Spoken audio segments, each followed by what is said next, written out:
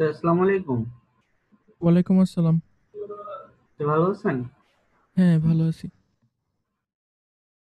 আমরা ২ minute wait করি সবার আসার জন্য। Okay sir.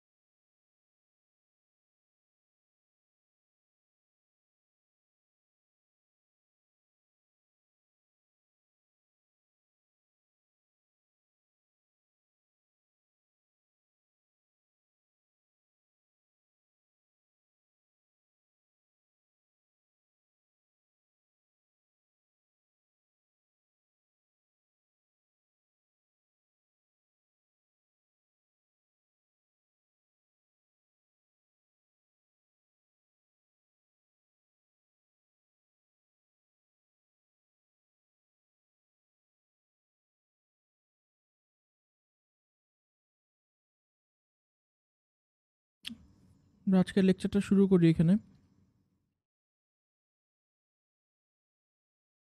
আপনারা সবাই আম কথা শুনতে পারতেছেন তো আমার?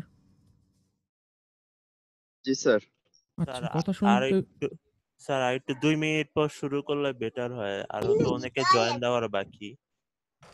আচ্ছা, ঠিক আছে। আমি এমনিতে জাস্ট ইন্ট্রোডাকশনটা করি। করতে সবাই এসে পড়বে হয়তো। আ আজকে আমরা সিগন্যাল অ্যান্ড সিস্টেমের ১ম লেকচারটাতে সিগন্যাল সম্পর্কে শিখব এবং মোটামুটি সিগন্যালের অপারেশনগুলা কিভাবে সমাধান করতে হয় বা একটা সিগন্যালকে কিভাবে মানে ফান্ডামেন্টালি একটা সিগন্যালকে কিভাবে রিপ্রেজেন্ট করতে হয়। এই জিনিসটা আমরা দেখব। তো এটার মধ্যে সিগন্যালের কিছু ক্লাসিফিকেশন থাকবে এবং ক্লাসিফিকেশনের সাথে আমরা পরবর্তীতে সিগন্যালের খুবই রুডিমেন্টারি লেভেলের কিছু অপারেশন দেখব। ঠিক আছে? আপনাদের এই ব্যাপারে কিছু জিনিস কনফিউজিং মনে হতে পারে বা আমার কথা বুঝতে সমস্যা হতে পারে। তো যেকোনো মুহূর্তে আপনাদের কোনো কিছু কনফিউজিং লাগলে বা বুঝতে সমস্যা হলে আপনারা হ্যান্ড রেইজ করবেন। ঠিক আছে? পার্টিসিপেন্টস এ যেয়ে হ্যান্ড রেইজ করবেন। আমি দেখতে পারলে তারপর আপনাদেরকে ফ্লোর দিব। তারপর আপনারা কনফিউশন বলবেন। আমি চেষ্টা করব ক্লিয়ার করে দেওয়ার। তো আমি এখানে দেখতে পারতেছি ২২ জনের মতো চলে আসছে। তো আমি আজকের লেকচার শুরু করতেছি।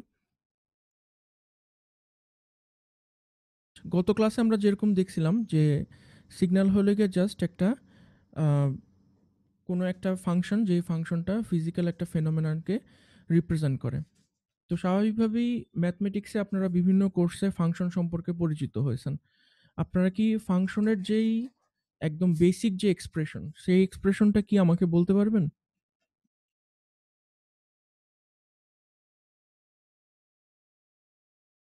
মনে করেন আমি বললাম যে কোথাও একটা আছে আপনার কোনো একটা স্পেসে আপনার একটা আ স্ট্রেইট লাইন আছে। স্ট্রেইট লাইনকে জেনারেলি আমরা কি ফাংশন দিয়ে প্রকাশ করি?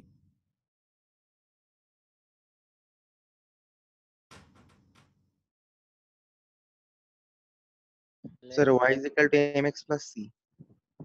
হ্যাঁ, যদি এটা অরিজিন দিয়ে না যায় তাহলে আমরা বললে যে y equals to mx plus c। Mx এখন plus c. এখানে ফাংশন জিনিসটা কোনটা? কোনটা ফাংশন আর কোনটা ভেরিয়েবল? এক্সট্রা ভেরিয়েবল সিটা variable M mx plus c এর মধ্যে আপনার c টাও ভেরিয়েবল, x টাও ভেরিয়েবল, তাই না? কারণ जी sir, c जी এর sir. মানও পরিবর্তন হতে পারে, x এর মানও পরিবর্তন হতে পারে, ইনফ্যাক্ট m এর মানও পরিবর্তন হতে পারে, আপনার স্লোপও পরিবর্তন হতে পারে, তাই না? তো এগুলো হলো কি আমার sir variable. C C constant না? c কনস্ট্যান্ট মানে আপনার কোন একটা নির্দিষ্ট সরলরেখার জন্য c কনস্ট্যান্ট, কিন্তু আমি যখন অ্যাজ এ হোল একটা সরলরেখা মানে বিভিন্ন সরলরেখা নিয়ে কথা বলতেছি, c টা তো পরিবর্তন হতে পারে, তাই না? মানে c টা ওই একটা সরলরেখার জন্য কনস্ট্যান্ট, কিন্তু এক একটা সরলরেখার জন্য মনে করেন একটা সরলরেখার c এর মান 5, আর একটা সরলরেখার জন্য c এর মান 10, এরকম তো হইতেই পারে, তাই না? যদি c এর মান একদমই কনস্ট্যান্ট হতো তাহলে তো c হ্যাঁ এর স্যার। একটা পার্টিকুলার ভ্যালু থাকতো, তাহলে তার c লেখার প্রয়োজন হতো না। যেহেতু আমরা c লিখতেছি তার মানে এটা ভেরিয়েবল, মানে এক একটা সরলরেখার জন্য এই মানটা ভ্যারি করতে পারে। এখন এম এক্স সি তিনটাই আমরা পাইলাম হলো গিয়ে ভেরিয়েবল, তাহলে এখানে ডিপেন্ডেন্ট কোনটা? এই ভেরিয়েবল গুলোর উপর ডিপেন্ড করতেছে কোনটা? অবশ্যই ওয়াই এর মানটা এই সবগুলো ভেরিয়েবলের মানের উপর ভ্যারি করতেছে। তাহলে এখানে ওয়াইটাকে আমরা বলতেছি হলো গিয়ে ফাংশন। কিসের ফাংশন? একটা সরলরেখার ফাংশন। সরলরেখার ফাংশনটাকে আমরা বলতেছি হলো গিয়ে ওয়াই, এবং ওয়াই এর মানটা যেই কারণে ভ্যারি করতেছে ওগুলোকে আমরা বলতেছি হলো গিয়ে ইন্ডিপেন্ডেন্ট ভেরিয়েবল। এরকম ফাংশন জিনিসটা আর কিছুই না, ফাংশন জিনিসটা হলো গিয়ে কোনো একটা ফেনোমেননের পার্টিকুলার একটা টাইমের ভ্যালুটা প্রকাশ করতেছে হলো গিয়ে ওই ফাংশন। ঠিক আছে? মানে এক্স এবং সি এবং এম এর নির্দিষ্ট একটা মানের জন্য নির্দিষ্ট একটা সময়ের ভ্যালুটা প্রকাশ করতেছে হলো গিয়ে ফাংশন। সো ওই ফাংশনটা হলো কি যে বিভিন্ন ধরনের ফিজিক্যাল ফেনোমেনন না বিভিন্ন ধরনের কোয়ান্টিটি এগুলোকে প্রকাশ করার জন্য আমরা ফাংশনকে ইউজ করে থাকি। তো ফাংশনের সবচেয়ে যে কমন এক্সপ্রেশন আমরা দেখি সেটা হলো গিয়ে এফ, আর এফ এর মধ্যে প্যারেনথেসিসের ভিতরে থাকে হলো কি এক্স, এফ এক্স। এটাই হলো গিয়ে ফাংশনের সবচেয়ে কমন এক্সপ্রেশন। আপনারা আমি জানি না কোন ম্যাথের কোর্সটাতে এই জিনিসটা আপনারা দেখছিলেন। আমাকে একটু মনে করে দিতে পারবেন ম্যাথের কোন কোর্সটার মধ্যে ফাংশনাল অ্যানালাইসিস ছিল আপনাদের? লাপ্লাস ট্রান্সফরমেশন, ম্যাথ 101 ছিল। Math Sir, 101 A ordinary and partial differential equation maybe করছিল। অর্ডিনারি এন্ড পার্শিয়াল ডিফারেনশিয়াল, হ্যাঁ ওখানেও ছিল যে আপনারা জি স্যার, ওইখানে ফাংশন ছিল। ম্যাক্সিমা বের করছেন, মিনিমাম বের করছেন, মনে জি আছে? স্যার, জি স্যার। তখন কিন্তু ফাংশন আপনাদের কাজে লাগছে। তো ফাংশন জিনিসটা আর কিছুই না, ফাংশন জিনিসটা কোনো একটা ফেনোমেননের ক্যারেক্টারিস্টিক্স প্রকাশ করতেছে। তাহলে এখানে এই জিনিসগুলোর সংজ্ঞা দেওয়া আছে। আপনারা এই সংজ্ঞাগুলা অবশ্যই ক্লাসের পরে সময় যদি পান স্লাইডটাতে সংজ্ঞাগুলো পড়ে নিবেন। ঠিক আছে? ইন্ডিপেন্ডেন্ট ভেরিয়েবল কাকে বলে, ডিপেন্ডেন্ট ভেরিয়েবল কাকে বলে এবং ফাংশন কাকে বলে। সো এখানে কতগুলো ফাংশনের উদাহরণ দেওয়া আছে। ফাংশনের মধ্যে একটা হইতে পারে যেমন মনে করেন voltage or current in an electrical circuit. এটা অবশ্যই একটা ফাংশন। কেন ফাংশন? কারণ ভোল্টেজের মানটা আপনার সবসময় ভোল্টেজের মানটা সবসময় আপনার আ হ্যাঁ, ভোল্টেজের মানটা সবসময় আপনার আশেপাশের যে রেজিস্ট্যান্স আছে এবং আশেপাশের ব্রাঞ্চগুলোতে যে কারেন্ট আছে সেটার উপরে আপনার ভোল্টেজের মানটা ডিপেন্ড করে। আপনারা তো ভোল্টেজ ডিভাইডার রুল জানেন যে ভোল্টেজ কিভাবে ড্রপ করে। ভোল্টেজ যদি ২ টা রেজিস্টর থাকে পাশাপাশি তাহলে প্রত্যেকটা রেজিস্টরের যে ভোল্টেজ ড্রপ হবে সেটা ওইটার রেজিস্ট্যান্স এবং টোটাল সার্কিটের রেজিস্ট্যান্স এর উপর ডিপেন্ড করে। তাহলে এখানে ভোল্টেজটার কতগুলো ইন্ডিপেন্ডেন্ট ভেরিয়েবলের উপর নির্ভরশীল। সেই ইন্ডিপেন্ডেন্ট ভেরিয়েবল গুলো কি? যে এই টোটাল রেজিস্ট্যান্স এবং ওর নিজের যে রেজিস্ট্যান্স সেগুলা। তারপরে আপনার আ আরেকটা যেটা ইম্পোর্টেন্ট আমাদের সেটা হলো গিয়ে আপনার বিভিন্ন ধরনের আ ইনডেক্স, স্টক মার্কেট ইনডেক্স আপনার যেরকম থাকতে পারে। আবার যেরকম মনে করেন আপনার আমরা যেরকম আমি জানি না আপনারা এটা পড়ছেন। না এটা না। আম রেনল্ডস ইনডেক্স আছে আপনার। তারপর মনে করেন পয়জনস ইনডেক্স আছে। এরকম বিভিন্ন ধরনের ইনডেক্স হলে গিয়ে আপনার ফাংশন আকারে আমরা প্রকাশ করতে পারি যে বিভিন্ন রেশিও তারপর হলে গিয়ে মানে x বাই y ফরম্যাটে থাকবে আরকি। আপ আমি যদি একটু অ্যানোটেশনটা ইউজ করে আপনাদেরকে দেখাই। আপনার যদি এরকম fx যদি থাকে তাহলে fx সমান x ডিভাইডেড বাই a এরকম বিভিন্ন ইনডেক্স থাকতে পারে। এই জিনিসটাকে বলা হয় হলো গিয়ে ইনডেক্স, ঠিক আছে? কোনো কিছুর একটা রেশিওকে বলা হয় হলো গিয়ে ইনডেক্স। তো আপনার একটা ফাংশন যদি থাকে যে fx x divided by a তখন এরকম বিভিন্ন ধরনের ইনডেক্স যেমন স্টক মার্কেটের ইনডেক্স বা ফিজিক্যাল বিভিন্ন কোয়ান্টিটির ইনডেক্স রেশিওস আরকি। সেগুলোকেও আমরা ফাংশন বলতে পারি, ঠিক আছে? এরকম বিভিন্ন ফাংশন নিয়ে আমরা এই সিগনালে কাজ করব, কারণ সিগন্যালটা বেসিক্যালি আর কিছুই না, সিগন্যালটা হলো গিয়ে জাস্ট কোনো একটা ফাংশন, ঠিক আছে? এখানে হলো কতগুলো সিগন্যালের বেসিক কোয়ান্টিটির বেসিক প্যারামিটারের সংজ্ঞা দেওয়া আছে, যেটার মধ্যে প্রথমেই আছে হলো গিয়ে সিগন্যালকে আমরা এটা কতগুলো ভেরিয়েবলের উপর নির্ভরশীল, ফাংশনটা কতগুলো ভেরিয়েবলের উপর নির্ভরশীল এটার উপর ডিপেন্ড করে আমরা দুইটা ক্যাটাগরিতে ভাগ করতে পারি। একটা ক্যাটাগরি হলো কি ওয়ান ডাইমেনশনাল, আর একটা হলো কি two dimension multi dimensional. One ডাইমেনশনালে আমরা বুঝি হলে কি ওই সিগন্যালটাকে যেটার ফাংশনটা শুধুমাত্র একটা ইন্ডিপেন্ডেন্ট ভেরিয়েবলের উপর নির্ভরশীল। সিমিলারলি আপনার যদি অনেকগুলো ইন্ডিপেন্ডেন্ট ভেরিয়েবলের উপর নির্ভরশীল হয় তখন আমরা ওইটাকে বলি মাল্টি ডাইমেনশনাল সিগন্যাল, ঠিক আছে? ওই ফাংশনটা সিগন্যাল স্যার অন ডাইমেনশনাল মনে করেন আপনার একটা ফাংশন আছে হলো কি এফএক্স, ঠিক আছে? এফএক্স, তাহলে এফএক্স সমান সমান কি? এফএক্স সমান সমান সামথিং এক্স হবে, মনে করেন এমএক্স প্লাস সি ধরলাম, ঠিক আছে? তাহলে এটাকে আমরা বলি হলে গিয়ে ওয়ান ডাইমেনশনাল, যেটা শুধুমাত্র একটা ভেরিয়েবলের উপর নির্ভরশীল। ধরে আপনাকে একটা ইসে বলে দিলাম যে এম এর একটা নির্দিষ্ট মান আছে, সি এর একটা নির্দিষ্ট মান আছে, তাহলে এই পুরো ফাংশনটা ভেরি করে শুধু কিসের উপরে? এক্স এর মানের উপরে, তাই না? তখন আমরা ওই জিনিসটাকে বলতেছি এটা একটা ওয়ান ডাইমেনশনাল সিগন্যাল, যেটা শুধুমাত্র একটা ইন্ডিপেন্ডেন্ট ভেরিয়েবলের উপর নির্ভরশীল। কিন্তু আপনার তো মনে করেন এমন একটা সিগন্যাল থাকতে পারে এফ এক্স কমা ওয়াই, যেটা মনে করেন এক্স স্কোয়ার প্লাস ওয়াই, এরকম কিছু একটা হইতে পারে, তাই না? তখন আমরা ওইটাকে বলবো যে মাল্টি ডাইমেনশনাল সিগন্যাল, যেটা দুইটা ভেরিয়েবলের উপর নির্ভরশীল। এবার কি মোটামুটি ক্লিয়ার হয়েছে? জি স্যার আচ্ছা, তো এখানে ওয়ান ডাইমেনশনাল সিগন্যালের একটা উদাহরণ দেওয়া আছে, যেমন অডিও। আপনারা যদি কেউ মিউজিকে ইনভলভ থাকেন তাহলে আপনারা যদি অডিও প্রোফাইলটা দেখেন টাইমের সঙ্গে, মানে এই অ্যাক্সিসটা যদি আপনার টাইম হয় আর এটা যদি আপনার অ্যাম্পলিটিউড হয়, তাহলে আপনি অডিও সিগন্যালটা দেখতে পারবেন হলে গিয়ে এরকম কিছু সময় ফ্রিকোয়েন্সি একরকম থাকতেছে, আবার ফ্রিকোয়েন্সি অন্যরকম তরঙ্গ হতেছে। আকারে। হ্যাঁ, মানে বেসিক্যালি আমরা কি দেখি, সময়ের সঙ্গে আপনার অ্যাম্পলিটিউডটা কতটুকু ওঠানামা করতেছে। অ্যাম্পলিটিউড মানে হলে গিয়ে পুরো সিগন্যালটার পিক যেখানে আর কি, সেটা কতটুকু পৌঁছাতেছে, এটাই তো আমরা দেখি সাউন্ডে, তাই না? বেসিক্যালি আমরা সাউন্ড রেকর্ডটা করি কি, কোনো একটা ট্রান্সডিউসার থাকে, এই ট্রান্সডিউসারটা আপনার অডিও একটা সিগন্যালকে একটা ভোল্টেজে রূপান্তরিত করে। তো ওখানে কি হয় যে অডিওর যে অ্যাম্পলিটিউডটা থাকে সেটা ভোল্টেজের অ্যাম্পলিটিউডে পরিণত হয়। তারপরে আমরা কি করি, ওই যে অডিও রেকর্ড করি, পরবর্তীতে গান বা অন্য কিছু আকারে শুনি। এটা হলে গিয়ে একটা ওয়ান ডিমেনশনাল সিগন্যালের উদাহরণ। আবার আপনার মাল্টি ডিমেনশনাল সিগন্যাল থাকতে পারে, যেমন মনে করেন একটা ছবি আপনার মাল্টি ডিমেনশনাল সিগন্যাল। সেখানে আপনার কি থাকে? সেখানে আপনার রেড চ্যানেলের ইনফরমেশন থাকে, ব্লু চ্যানেলের ইনফরমেশন থাকে, গ্রিন চ্যানেলের ইনফরমেশন থাকে। বিভিন্ন ক্ষেত্রে আপনার দেখা যায় যে আপনি ডিএসএলআর দিয়ে যখন ছবি তোলেন তখন ওটার মধ্যে অটো ফোকাসের ইনফরমেশনও সেভ করা হতে পারে। বিভিন্ন ধরনের কন্ট্রাস্টের ইনফরমেশন থাকে, গ্রে স্কেলের ইনফরমেশন থাকে। অনেকগুলো ধরনের ডিফারেন্ট টাইপের ভেরিয়েবল নিয়ে একটা ইমেজের সিগন্যাল আমরা দেখতে পাই। তখন ওইটাকে আমরা বলি একটা মাল্টি ডিমেনশনাল সিগন্যাল, যেটার মধ্যে অনেকগুলো ভেরিয়েবল আছে, এক্স ওয়াই জি। এই পর্যন্ত কি আপনাদের কোনো কোশ্চেন আছে?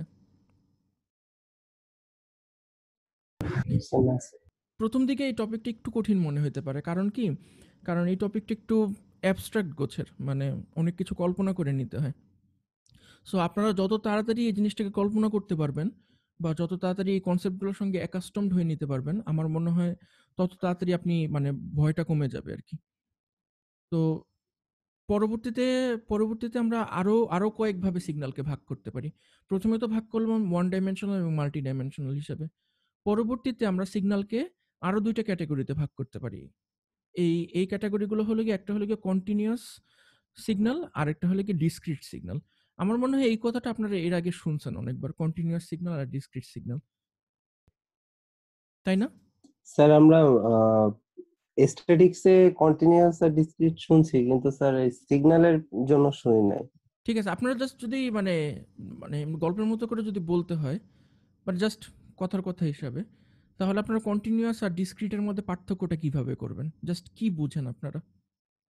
স্যার কন্টিনিউয়াস দেখা যাচ্ছে স্যার 1 থেকে 10, তারপরে হুম। হচ্ছে 10 থেকে শুরু হয়ে আবার 19, 20 স্যার, এর যে 20 থেকে মানে 10 থেকে শুরু করতেছে আবার 10 এ শেষ করছিলাম, এটা বলতে কন্টিনিউয়াস বুঝি। আর ডিসক্রিট দেখা যাচ্ছে 10 এ শেষ করছি, 11 থেকে শুরু করছি। আমি বুঝতে পারছি, কিন্তু ওই স্ট্যাটিস্টিক্সের ওইটা সঙ্গে এটার হয়তো মিল খোঁজাটা যাবে না। হ্যাঁ, আপনি ঠিক বলছেন। আমি বুঝতে পারছি আপনি কোনটার কথা বলতেছেন, কিন্তু ওটার সঙ্গে আমি ঠিক এটার মিল খুঁজে পাচ্ছি না। আমি যদি আপনাদেরকে কন্টিনিউয়াস আর ডিসক্রিট কি এই জিনিসটা যদি একটু বুঝাইতে চাই, তাহলে মনে হয় সবচেয়ে সহজ উদাহরণ হবে হলো গিয়ে সময়ের উদাহরণ। যেমন মনে করেন আমরা যে সময়ের যে আমাদের পার্সপেক্টিভ, সময় সম্পর্কে আমরা যেভাবে ভাবি, সময় বলতে জেনারেলি আমরা কি বুঝি? আমরা ঘড়ির সময়টাকে বুঝি, তাই না? যেমন এই মুহূর্তে আপনার কয়টা বাজে? এই মুহূর্তে মনে করেন আপনার 11:50 বা 11:51-52 বাজে। আপনি যদি প্রিসাইজ হইতে চান, মানে খুব প্রিসাইজ হইতে চান, একদম ঠিক এই পার্টিকুলার মোমেন্টটার একটা সময় বলতে চান, তাহলে আপনি কত দূর পর্যন্ত যেতে পারবেন? আপনি যদি ঘড়ির দিকে তাকান বা কম্পিউটারের ঘড়ির দিকে যদি তাকান, তাহলে সবচেয়ে প্রিসাইজ কতটুকু পর্যন্ত যেতে পারবেন আপনি? মিনিট পর্যন্ত। সেকেন্ডেও যেতে পারবেন। কেন সেকেন্ড যেতে পারবেন না? হ্যাঁ স্যার, সেকেন্ড। সেকেন্ড বলতে পারবেন আপনি, মানে পার্টিকুলার পয়েন্টে আপনি বলতে পারবেন, কিন্তু যতক্ষণ আপনি বলবেন ততক্ষণে সময়টা আগায় যাবে আরো, তাই না? কিন্তু হয়তো আপনি বলতে পারবেন যে এই সময়ে এত সেকেন্ড। ইভেন সেকেন্ড না, আমি কিছু ইনস্ট্রুমেন্ট ইউজ করছি, যেসব ইনস্ট্রুমেন্টগুলো আপনার মাইক্রো সেকেন্ড এবং কিছু ক্ষেত্রে আপনার ন্যানো সেকেন্ড পর্যন্ত মাপতে পারে। ন্যানো সেকেন্ড মানে আপনার 1 সেকেন্ডের কত? 10⁹, মানে 1000 গুণ 1000 গুণ 1000, এতটুকু ছোট।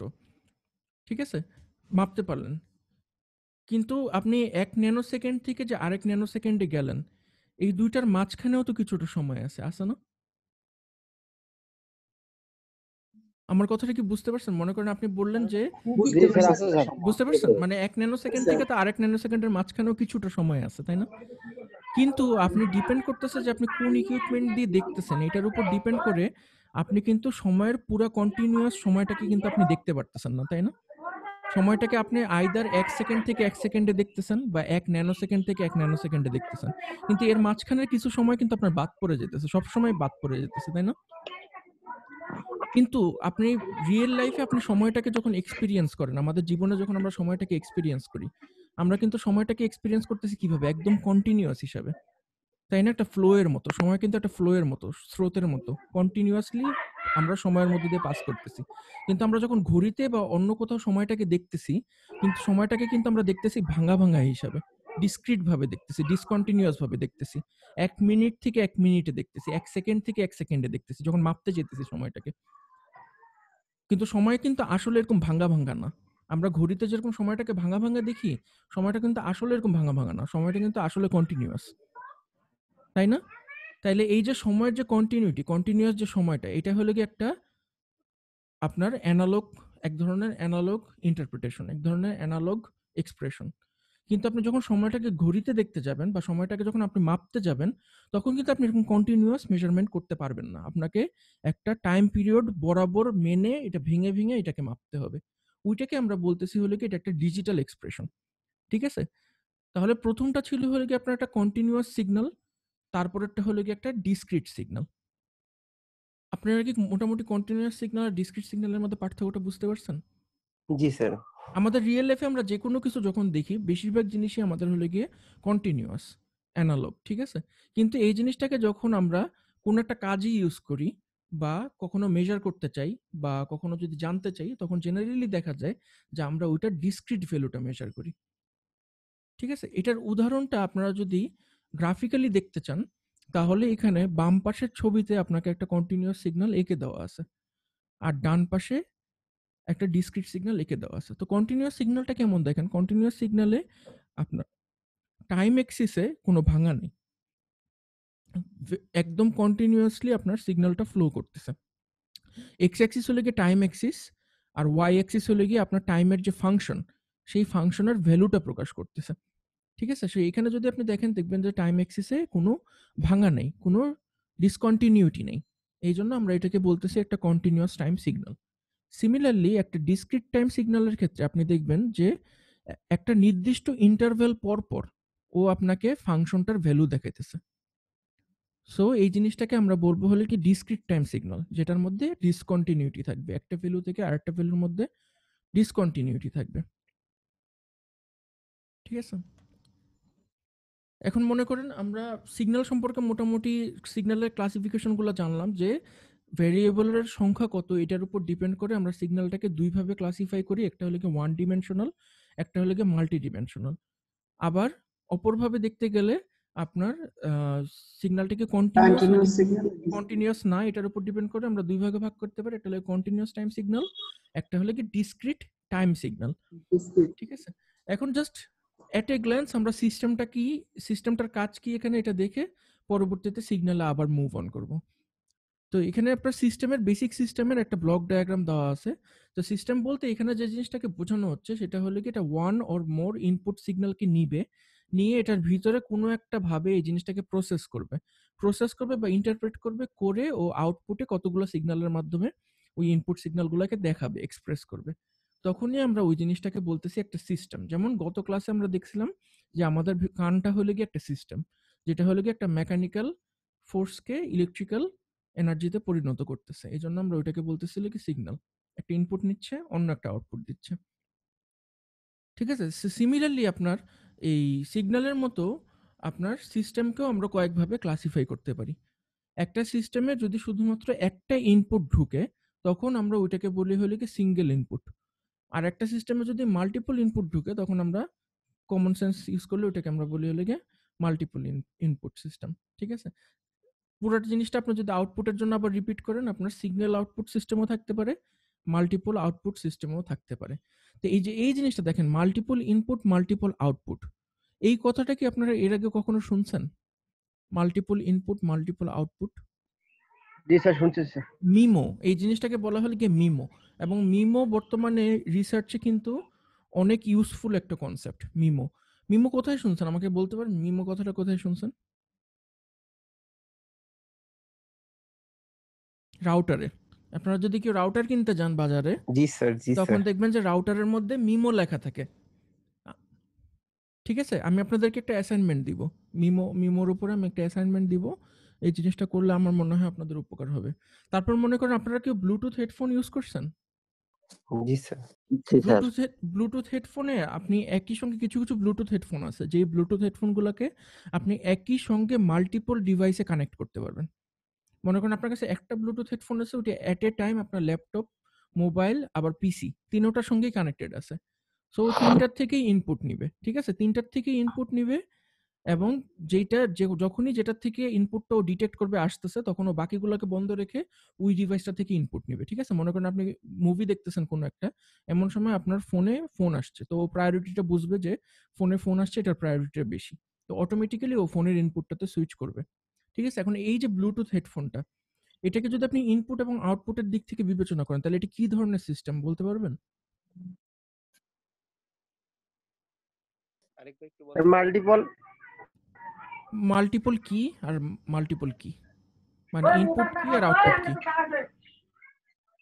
ইনপুট এখানে স্যার অনেকগুলো নিতেছে স্যার, আউটপুট একটা দিতেছে। তাহলে এটাকে আমরা বলতে পারি মাল্টিপল ইনপুট কিন্তু সিঙ্গেল আউটপুট, তাই না? তাহলে এটা হলো এক জি স্যার। ধরনের মিসো ডিভাইস। ঠিক আছে, সিমিলারলি আপনার সিমো হইতে পারে, মিমো হইতে পারে, সিসো হইতে পারে। এই জিনিসটা আপনারা যদি কেউ রিসার্চের লাইনে পরবর্তী যদি ইনভলভড হন, তাহলে আপনারা চাইলে এই বিষয়ে আপনাদের রিসার্চ ক্যারিয়ার করতে পারেন। বিভিন্ন ধরনের রাউটার, ব্লুটুথ টেকনোলজি, বিভিন্ন ধরনের মিমো টেকনোলজি, এগুলো সম্পর্কে। আচ্ছা, ঠিক আছে। এরপরেরটা অত বেশি ইম্পর্টেন্ট না ক্যাটাগরিটা, এটা জাস্ট আপনাদের পরীক্ষার জন্য আমি এখানে রাখছি যে কি ধরনের সিগন্যালকে নিয়ে এই সিস্টেমটা কাজ করে। যদি এটা কন্টিনিউয়াস টাইম সিগন্যাল নিয়ে কাজ করে তখন আমরা এটাকে বলি কন্টিনিউয়াস টাইম সিগন্যাল সিস্টেম। আর কোনো সিস্টেম যদি ডিসক্রিট টাইম সিগন্যাল নিয়ে কাজ করে তখন আমরা এটাকে বলি হলে গিয়ে discrete time signal system. So এখানে হলো কি আপনার একদম বেসিক একটা কমিউনিকেশন সিস্টেমের সিগন্যাল এবং সিস্টেমের মধ্যে যে সম্পর্ক সেই জিনিসটা দেখানো হয়েছে। তো বেসিক কমিউনিকেশন একটা সিগন্যাল সিস্টেমে আমরা কি দেখতে পারি যে একটা মেসেজ সিগন্যাল একটা ট্রান্সমিটারের ভিতরে আসে, ট্রান্সমিটার ওই সিগন্যালটাকে রিসিভ করে ট্রান্সমিট করে। তারপরে এই ট্রান্সমিটেড সিগন্যালটা বিভিন্ন চ্যানেলে আমাদের কাছে আসে। যেমন মনে করেন আপনাদের মোবাইলের যে চ্যানেল থাকে, 4G নেটওয়ার্কের যে চ্যানেলগুলো আছে, ওই চ্যানেলগুলো ইউজ করে এই সিগন্যালটা আমাদের মোবাইল রিসিভ করে। আমাদের মোবাইল রিসিভ করার পরে ওইটাকেও ডিকোড করার পরে আপনার যেই ইউজফুল যেই মানে ইউজফুল যেই মিডিয়ামটা, সেই মিডিয়ামে এই সিগন্যালটাকে কনভার্ট করে। যেমন আমাদের ফোনের ক্ষেত্রে কি হয়, ফোন হলে কি একটা রেডিও ওয়েভ গ্যাদার করে, গ্যাদার করার পরে ওটাকে ইলেকট্রিক্যাল সিগন্যালে কনভার্ট করে, ইলেকট্রিক্যাল সিগন্যালে কনভার্ট করার পরে ওটাকে ফাইনালি আপনার ফোনের ইয়ারপিসে অডিও সিগন্যাল হিসেবে কনভার্ট করে। কনভার্ট করার পরে আপনি কথাটা শুনতে পারেন বা বুঝতে পারেন। সো মোটামুটি এই 3টা সিস্টেম এর মাধ্যমে পুরো সিগন্যালটা ট্রান্সফার হয় আপনার কাছে, ট্রান্সমিটার, চ্যানেল এবং রিসিভার। এই পর্যন্ত কি কারো কোনো কোশ্চেন আছে সিগন্যাল এবং সিস্টেম সম্পর্কে?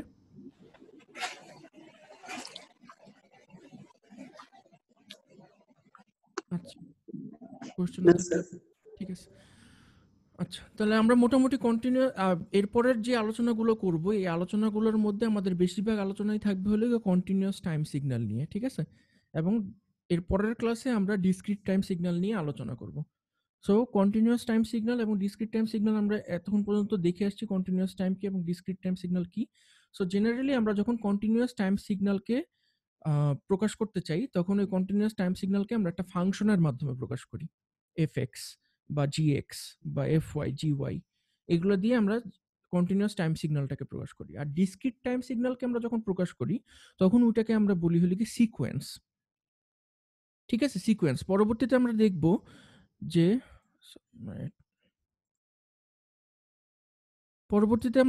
যে এই যে কন্টিনিউয়াস টাইম সিগন্যাল যেটা আছে, এটাকে আমরা প্রকাশ করতেছি হলো কিভাবে, এফএক্স হিসাবে। আর ডিসক্রিট টাইম সিগন্যালকে আমরা যখন প্রকাশ করি, তখন ডিসক্রিট টাইম সিগন্যালকে আমরা প্রকাশ করি হলো কি আপনার সিকোয়েন্স হিসাবে। মানে কন্টিনিউয়াস টাইমে আপনার ভ্যালুটা আমরা এরকম এফএক্স যখন লিখি, তখন এখানে আমরা সার্টেন কোনো একটা এক্স এর এক্সপ্রেশন লিখে দিই, ঠিক আছে, এফএক্স। আর ডিসক্রিট টাইম সিগন্যালটা আমরা যখন লিখি, ডিসক্রিট টাইম সিগন্যালটা আমরা জেনারেলি লিখি হলো গিয়ে আপনার মনে করেন এইভাবে একটা ব্র্যাকেট দিয়ে আমরা কতগুলো ডিসক্রিট ভ্যালু লিখি, ঠিক আছে? বুঝতে পারছেন? মানে এই যে ভ্যালুগুলোর সেট, এই সেটটাকেই আমরা বলতেছি হলো কি একটা ডিসক্রিট সিগন্যালের সিকোয়েন্স। যেহেতু এটা হলো কি একটা ডিসক্রিট ভ্যালু, মানে কোনো একটা নির্দিষ্ট সময় পর পর এই ভ্যালুগুলো আসতেছে। সো এই ভ্যালুগুলোর মানগুলো আমরা এরকম থার্ড ব্র্যাকেটের ভিতরে লিখি। এটা আমরা পরবর্তীতে দেখব। সো আজকে আমরা মেইনলি আলোচনা করবো হলো কি কন্টিনিউয়াস টাইম সিগন্যাল এবং এটার ফাংশনটাকে কিভাবে বিভিন্নভাবে এক্সপ্রেস করতে হয় এবং হিসাব করতে হয়, সেই জিনিসটা দেখব। আচ্ছা, তো ফাংশন জিনিসটা তো আপনারা অলরেডি জানেন যে ফাংশন মানে হলো, ফাংশনটাকে আমরা প্রকাশ করি হলো গিয়ে এফ অফ কোনো একটা ইন্ডিপেন্ডেন্ট ভেরিয়েবলের মাধ্যমে। যেমন মনে করেন যদি আমরা টাইমটা যদি এখানে ইন্ডিপেন্ডেন্ট ভেরিয়েবল হয়, তখন আমরা ফাংশনটাকে প্রকাশ করি হলো গিয়ে এফ অফ টি হিসাবে, ঠিক আছে? সিমিলারলি আপনার এফ অফ টি না লিখে আপনি এটাকে জি অফ টিও লিখতে পারেন। জেনারেলি এফ আর জি এই দুইটাকে আমরা কমন প্র্যাকটিস হিসেবে, কনভেনশন হিসেবে ধরি যে কোনো একটা ফাংশনকে প্রকাশ করতে গেলে আমরা either f of x, f of t অথবা g of t, g of x এইভাবে প্রকাশ করি। এখন আপনাকে যদি কোনো একটা ফাংশন দিয়ে দেওয়া হয় এফ অফ টি, এই ফাংশনটাতে আপনি যদি এক্স এর কোনো একটা ভ্যালু যদি ইনপুট করেন বা টি এর যদি কোনো একটা ভ্যালু যদি ইনপুট করেন, তাহলে এটার জন্য কয়টা মান পাবেন? আপনি একটা মান পাবেন, তাই না? তার মানে ফাংশনটা বেসিক্যালি কি ডিনোট করতেছে? ফাংশনটা যে বেসিক্যালি ডিনোট করতেছে, এফ অফ টিটা বেসিক্যালি আপনার ডিনোট করতেছে যে কোনো একটা নির্দিষ্ট সময়ে ওই ফাংশনটা আপনাকে কত ভ্যালু দিবে, সেটাই হলো কি আপনাকে এফ অফ টিটা প্রকাশ করতেছে। সো ফাংশন আর ফাংশনের ভ্যালুর মধ্যে পার্থক্য কি, সেই জিনিসটা আমাদেরকে সবসময় সচেতন থাকতে হবে যে ফাংশন আর ফাংশনের ভ্যালুর মধ্যে পার্থক্য কি। ফাংশন বলতে আমরা বুঝতেছি যে জাস্ট এফটাকে, এফটা হলো কি আমাদের ফাংশন। কিন্তু আমরা যখন এফ অফ টি যখন বলবো, তখন এই জিনিসটা বুঝাইতেছি যে টি এর কোনো একটা পার্টিকুলার ভ্যালুর জন্য ফাংশনটার ভ্যালু হলো কি এফ অফ টি, ঠিক আছে? তো এই জিনিসটা এই স্লাইডের মধ্যে লেখা আছে। আপনাদের পরীক্ষার সময় যদি কখনো কনফিউশন হয়, আপনারা স্লাইডটাতে গো থ্রু করে যাবেন। এখানে আপনার ডাইরেকশন দেওয়া আছে যে ফাংশন এবং ফাংশনের ভ্যালুর মধ্যে পার্থক্য কি। যেমন মনে করেন আপনার একটা ফাংশন যদি আমরা দেখি যে একটা ফাংশন যদি আপনার থাকে এফ অফ এক্স সমান সমান এক্স প্লাস 3। এখন এখানে ফাংশনের ভ্যালু যদি আপনাদেরকে বের করতে হয়, এই ফাংশনটার ভ্যালু যদি আপনাদেরকে বের করতে হয়, আপনারা এই ফাংশনটার ভ্যালু কিভাবে বের করবেন আমাকে একটু বলতে পারবেন? fx, হ্যাঁ, এক্স এর ভ্যালুটা আপনারা কিভাবে ভ্যারি করবেন? মানে জেনারেলি যখন কোনো আমরা একটা ফাংশনকে লিখি তখন এক্স এর ভ্যালুটাকে আমরা কিভাবে ভ্যারি করি, কেউ কি বলতে পারবেন? আচ্ছা, একটা এক্স স্যার ফার্স্ট আমরা এক্সিস আইকে নিই, তাহলে আমার বলতে সুবিধা হবে। ঠিক আছে, মনে করেন এটা এক্স এক্সিস আর এটা হলে কি ওয়াই এক্সিস।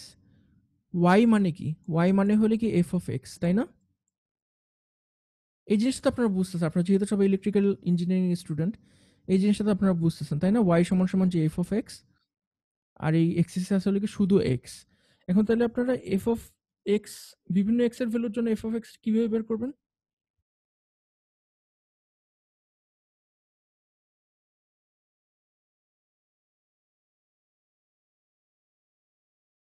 আপনারা কেউ কি নাম্বার লাইন পড়ছেন?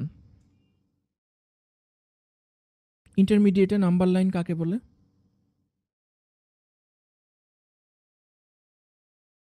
স্যার নাম্বার লাইন পড়ে নাই, সংখ্যা রেখা পড়ছি স্যার। হ্যাঁ, একই তো হলো, ওইটাই বলেন। জি স্যার। ওইটা সংখ্যা রেখাটা কিরকম?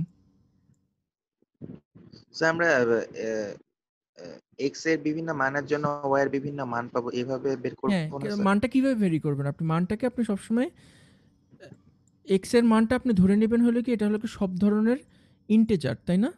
জি, পজিটিভ আপনি নাম্বার, ইন্টিজার হ্যাঁ, নাম্বার। পজিটিভ নাম্বার নেগেটিভ নাম্বারও হইতে পারে, কিন্তু ফুল নাম্বারটা জি হবে স্যার। হলো কি ফুল, ভগ্নাংশ না। ঠিক আছে? জি স্যার। তো আপনার বিভিন্ন ইন্টিজারের জন্য আপনি এক্স এর বিভিন্ন ইন্টিজার ভ্যালুর জন্য আপনি এফ অফ ওয়াই এক্স এর এর মানটা ভ্যালুটা বের করবেন বা ওয়াই হ্যাঁ এর মানটা ওয়াই। বের করবেন। জি। এক্স্যাক্টলি আপনি ঠিক বলছেন।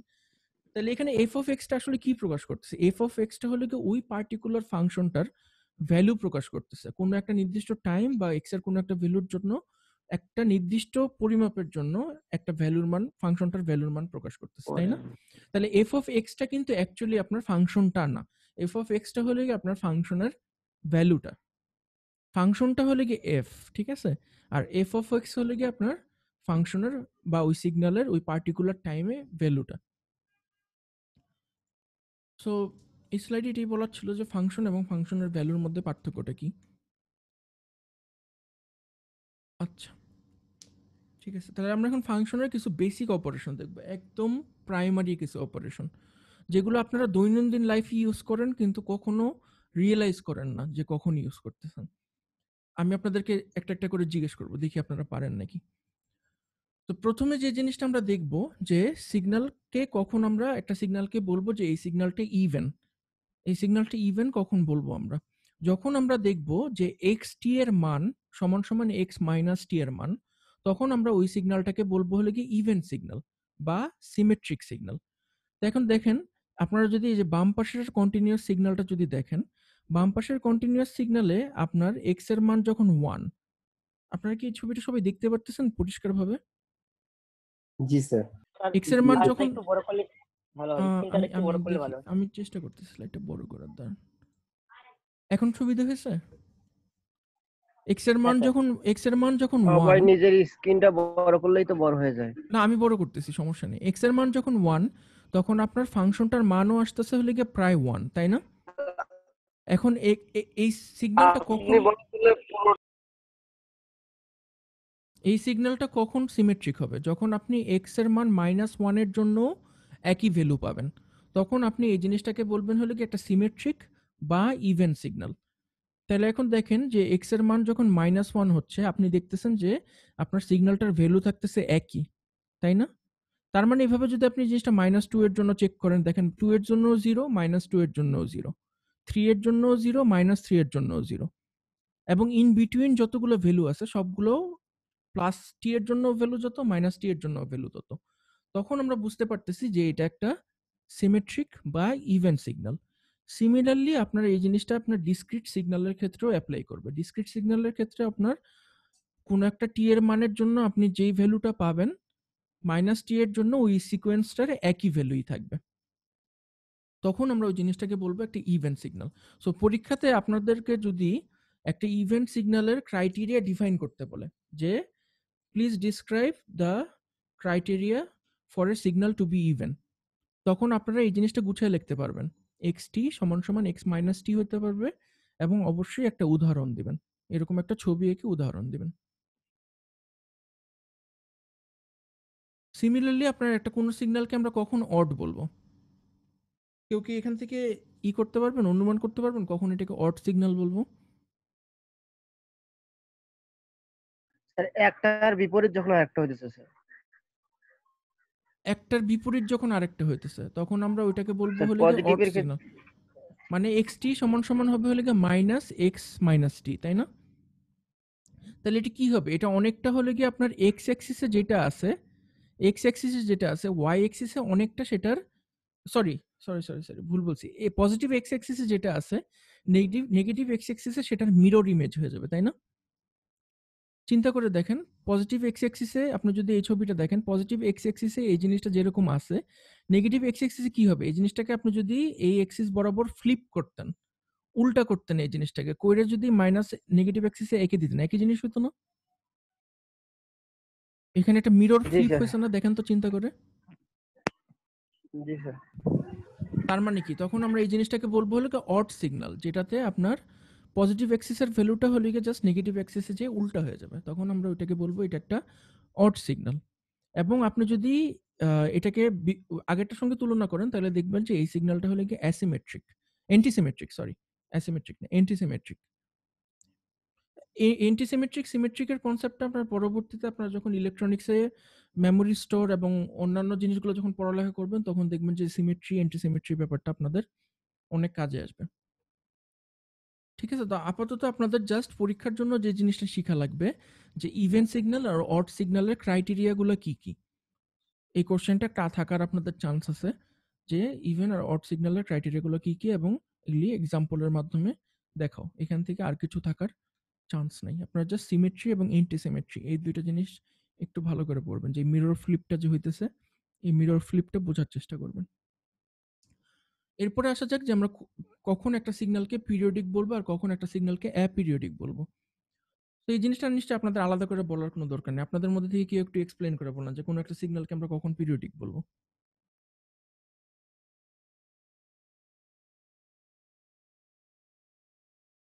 স্যার একটা নির্দিষ্ট সময় পর পর যদি সেম সিগন্যালটা রিপিট হয় তাহলে মেবি পিরিয়ডিক এক্স্যাক্টলি। বলা হয়। মানে একটা নির্দিষ্ট সময় পর পর সিগন্যালটা যদি আবার সেম ফেজে ফেরত আসে তখন আমরা ওই জিনিসটাকে বলবো যে এটা একটা পিরিয়ডিক সিগন্যাল বা এটা কোনো একটা পিরিয়ডিসিটি ফলো করতেছে। যেমন মনে করেন আপনাদের বাসায় কারো যদি দেওয়াল ঘড়ি থাকে তাহলে দেওয়াল ঘড়িতে দেখবেন যে প্রতি 12 ঘন্টা পর পর এটা আবার একটা 12তে কোশ্চেন ফেরত ছিল, আসে। ইভেন আর হ্যাঁ, অড সিগন্যালের মধ্যে যে প্রশ্নটা কিভাবে আসতে পারে স্যার? যে ইভেন এবং অড সিগন্যালের ক্রাইটেরিয়াগুলো কি কি?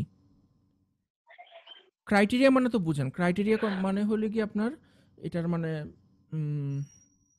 শর্তগুলো কি কি, হওয়ার শর্তগুলো কি কি, মানে একটা সিগন্যাল ইভেন বা অড হওয়ার শর্তগুলো কি কি? হ্যাঁ, তো শর্তগুলো আপনারা জাস্ট এই জিনিসটাই যে এক্স টি সমান সমান এক্স মাইনাস টি আর এক্স টি সমান সমান মাইনাস এক্স মাইনাস টি, এই জিনিসটা লিখবেন এবং ছবির মাধ্যমে বুঝিয়ে দেখাবেন।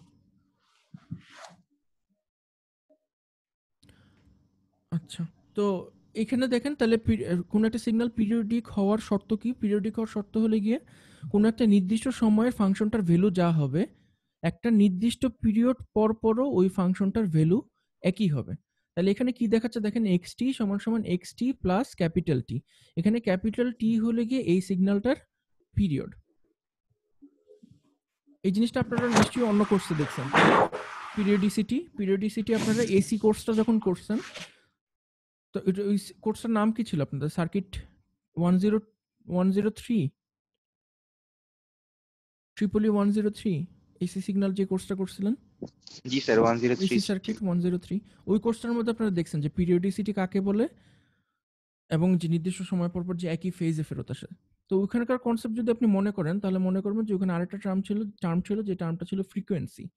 ফ্রিকোয়েন্সি দিয়ে প্রকাশ করে যে মানে কত ফ্রিকোয়েন্টলি ও একই ফেজে ফেরত আসতেছে, কত ফ্রিকোয়েন্টলি ও একই ফেজে ফেরত আসতেছে, ওই জিনিসটাকে আমরা বলি হলো গিয়ে ফ্রিকোয়েন্সি।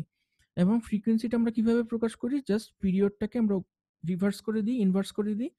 পিরিয়ডটাকে ইনভার্স করে দিলেই আমরা ওই সার্টেন সিগন্যালটার ফ্রিকোয়েন্সি পেয়ে যাই। বুঝতে পারছেন? তো এই কনসেপ্টটা আপনারা চাইলে ডিসক্রিট টাইম সিগন্যালের ক্ষেত্রেও খাটাতে পারেন। ডিসক্রিট টাইম সিগন্যালে কি হবে যে একটা নির্দিষ্ট সংখ্যক সিকোয়েন্স পর পর ওই সিগন্যালটা একই ভ্যালু দিবে।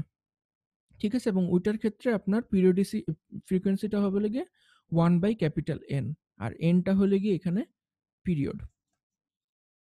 আর যদি কোনো ফাংশন এই এই প্যাটার্নটা ফলো না করে, যে একটা নির্দিষ্ট টাইম পর পর একই ফেজে ফেরত আসে, বা সিগন্যালটাকে দেখে মনে হতেছে এটা একটা র্যান্ডম সিগন্যাল, এটার মধ্যে কোনো ক্লিয়ারলি ডিফাইন্ড পিরিয়ড নেই, তখন আমরা ওই সিগন্যালটাকে বলি একটা অ্যাপিরিয়ডিক সিগন্যাল, যে এটার কোনো নির্দিষ্ট পিরিয়ড নেই।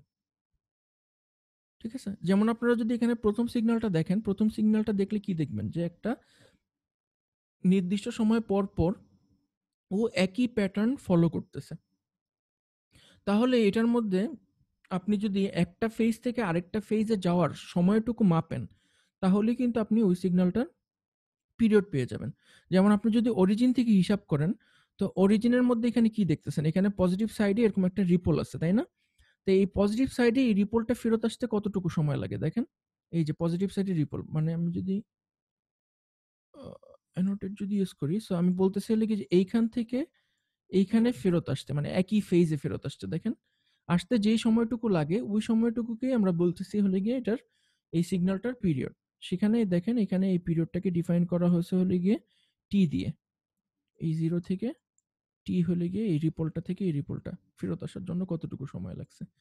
সিমিলারলি আপনি একটা ডিসক্রিট সিগন্যালের ক্ষেত্রে দেখেন, ডিসক্রিট সিগন্যালের ক্ষেত্রেও কিন্তু আপনি এরকম পিরিয়ডটা ডিফাইন করতে পারবেন। এই যে দেখেন 0-র ক্ষেত্রে এটা ছিল 1 followed by 2 followed by 3 followed by 4। এই প্যাটার্নটা আবার যখন ফেরত আসবে তখন আপনি বলবেন যে এটা একটা পুরোপুরি পিরিয়ড কমপ্লিট করছে। এই দেখেন এই যে এখানে যে ফেজে ছিল এই জায়গায় সে একই ফেজে আছে, তাই না? তাহলে এটার পিরিয়ড কতটুকু? এটার পিরিয়ড হলে কি n, n সমান সমান 1 2 3 4, 4 হলে কি এটার পিরিয়ড। এই পর্যন্ত কি কারো কোনো কোশ্চেন আছে? না স্যার। আচ্ছা, আমি আশা করি এতটুকু অনেক সহজ লাগবে আপনাদের কাছে, এবং আমরা চেষ্টা করব যে এই আজকের ক্লাস এবং এর পরের ক্লাসে যতটুকু পড়তেছি আমরা এই পড়ার উপরে নেক্সট উইকে আমরা একটা ক্লাস টেস্ট নেওয়ার জন্য। ঠিক আছে, ক্লাস টেস্টটা খুবই সহজ হবে এবং বেশিরভাগ কোশ্চেনই আপনার সলিমানের বইতে এই এক্সারসাইজের এক্সাম্পল এবং এক্সারসাইজের মধ্যে করে দেওয়া আছে। সো আপনারা যদি আজকের ক্লাসের বেসিক অপারেশনগুলো এবং পরের ক্লাসে কিছু আমি ম্যাথ দেখাবো, এই ম্যাথগুলো যদি ভালো করে পড়েন আমার মনে হয় আপনারা কুইজে সব কোশ্চেনের উত্তর দিতে পারবেন। ঠিক আছে, কুইজটা জাস্ট নেওয়া হইতেছে এই কারণে, জাস্ট আমি যাতে অ্যাসেস করতে পারি, কারণ আমি এই কোর্সটা প্রথমবারের মতো নিতেছি।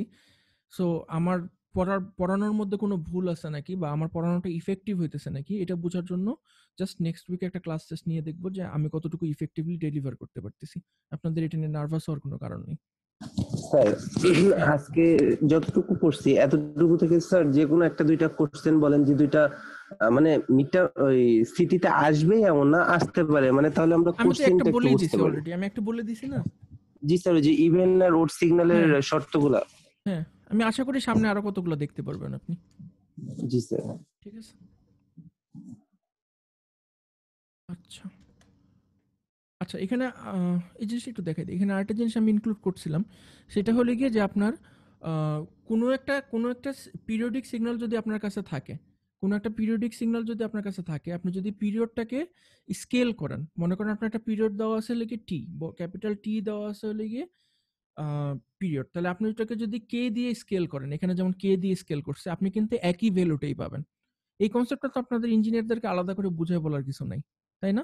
মানে আপনি টি সময় পরে যে ভ্যালুটা পাবেন, 2t সময় পরে একই ভ্যালুটা পাবেন, 3t সময় পরে একই ভ্যালুটা পাবেন, তাই না? এইভাবেই তো পিরিয়ডিসিটি কাজ করে। এটা জাস্ট মানে আমি কারো যদি কনফিউশন থাকে এটার জন্য রাখছি, এটার মধ্যে তো আলাদা করে বলার কিছু নাই। আচ্ছা, এখন আমরা যে জিনিসটা দেখব, এই জিনিসটাই হলো গিয়ে আমাদের এই পুরো ক্লাসটা করার উদ্দেশ্যই হলো গিয়ে আমাদের এই পর্যন্ত আসা, যে আপনি একটা সিগন্যালকে কিভাবে বেসিক ম্যানিপুলেশন কিভাবে করতে পারবেন, একদম বেসিক ম্যানিপুলেশন গুলো কিভাবে করতে পারেন। তো সবচেয়ে বেসিক ম্যানিপুলেশন টেকনিক যেটা, সেটা হলো কি আপনার টাইম শিফটিং। টাইম শিফটিং বলতে আমরা যেটা বুঝি, একটা সিগন্যালকে আপনি টাইমের স্কেলে আগে বা পিছিয়ে নিয়ে যাবেন। ঠিক আছে, তখন আমরা এটাকে বলি যে এখানে একটা টাইম শিফটিং হচ্ছে, মানে টাইম স্কেলে আপনি এটাকে আইদার ডিলে করতেছেন অথবা অ্যাডভান্স করতেছেন। এই জিনিসটাও আপনাদের কাছে পরিচিত থাকবে, কারণ আপনারা ইসের মধ্যে ফেজ জিনিসটা কি এটা অলরেডি 103-তে আপনারা পড়ে আসছেন, যে ফেজ শিফট কিভাবে করতে হয়, তাই না? এবং ফেজ কাকে বলে, কখন ওই লিডিং ল্যাগিং এর যে ব্যাপারগুলো ছিল ওইখানে আপনারা পড়ে আসছেন। সো টাইম শিফটিং এর যে অপারেশনটা, এই অপারেশনটাকে আমরা এক্সপ্লেন করি এই এক্সপ্রেশনটা দিয়ে, yt সমান সমান xt মাইনাস b, যেখানে বিটা হলো গিয়ে একটা কনস্ট্যান্ট, এটা একটা রিয়েল নাম্বার, ঠিক আছে? সো এখন এখানে বি এর কোন ভ্যালু উপরে আমরা ডিফাইন করব যে এটা কি সিগন্যালটা কি ডান দিকে সরবে নাকি বাম দিকে সরবে। মানে ডান দিকে বাম দিকে সরা মানে আমি যে জিনিসটা বুঝাচ্ছি, দেখতে পারতাম। নোটেটটা আসে না কেন? এই তো আসছে। মানে আপনার একটা সিগন্যাল আছে, এরকম একটা এসি সিগন্যাল আছে, এই জিনিসটা আপনারা 103 তে দেখছেন। এই বি এর কোন ভ্যালুর জন্য আপনার সিগন্যালটা এদিকে যাবে আর কোন ভ্যালুর জন্য সিগন্যালটা এদিকে যাবে, আমরা বেসিক্যালি কি করতেছি, সিগন্যালটাকে ডানে বায়ে মুভ করতেছি, ঠিক আছে? সো আপনার বি এর ভ্যালুটা যখন জিরোর থেকে বড় হবে, বি এর ভ্যালুটা যখন জিরোর থেকে বড় হবে, তখন আমরা বলি যে আমরা এখানে একটা ডিলে অ্যাপ্লাই করতেছি, ঠিক আছে? তখন সিগন্যালটা ডান দিকে মুভ করবে, সিগন্যালটা তখন বাম থেকে ডানের দিকে মুভ করবে। আর যখন বি এর ভ্যালু জিরোর থেকে কম হবে, তখন আমরা বলি আমরা সিগন্যালটাকে অ্যাডভান্স করতেছি, তার মানে সিগন্যালটা তখন বামের দিকে যাবে। এই জিনিসটা আপনারা যে 103 তে করছেন, আপনাদের মনে আছে আপনার একটা সিগন্যাল কখন লিডিং হইতো কখন ল্যাগিং হইতো? একটা থিটার মান যখন মাইনাস থিটা থাকতো তখন কিন্তু সিগন্যালটা আগে শুরু হইতো, তাই না? আর জি থিটার মানটা যখন এখানে পজিটিভ হইতো, তার মানে কি সিগন্যালটা পরে শুরু হচ্ছে। মনে আছে এই জিনিসটা আপনাদের? জি স্যার। একদম এক্স্যাক্টলি ওই জিনিসটাই কিন্তু এইটা, জাস্ট ওইখানে অন্য একটা নামে ডাকতেন, এখানে অন্য একটা নামে ডাকতেছেন। সো পরীক্ষার সময় কখনো কনফিউজ হবেন না। যদি কখনো ভুলে যান কিভাবে ডিলে বা অ্যাডভান্স করতে হয়, জাস্ট 103 তে যেভাবে ফেজ শিফট করছিলেন ওই জিনিসটাই মনে করবেন, ওইটাই এখানে অ্যাপ্লাই করবে। যে বি এর মানটা যদি জিরোর থেকে বড় হয়, মানে টি মাইনাস সামথিং যদি থাকে, তখন সিগন্যালটা ডান দিকে মুভ করবে, ডিলে হবে। আর যখন বি এর মানটা নেগেটিভ হবে তখন কি হবে, টি প্লাস বি হবে, তখন আপনার সিগন্যালটা বামের দিকে চলে যাবে। তার মানে কি আমরা সিগন্যালটাকে অ্যাডভান্স করে দিচ্ছি। তো এই জিনিসটা আমরা কোথায় ইউজ করি? এই জিনিসটা আমরা ইউজ করি যখন আপনার মোবাইলে যখন কোনো ভিডিও দেখতে থাকেন, তখন ভিডিওটাকে যে সামনে পিছে টানেন, তখন কিভাবে টানেন সামনে পিছে? এভাবেই টানেন। তখন জাস্ট এই বি এর ভ্যালুটা ভেরি করে, মানে মোবাইলটা চিন্তা করে যে আপনি বি এর ভ্যালুটা ভেরি করতেছেন, যখন সোয়াইপ করতে থাকেন, তখন মোবাইলটা বুঝে যায় কোন সার্টেন টাইমের ক্লিপটা আপনাকে দেখাইতে হবে বা কোন সার্টেন টাইমের অডিওটা আপনাকে প্লে করতে হবে।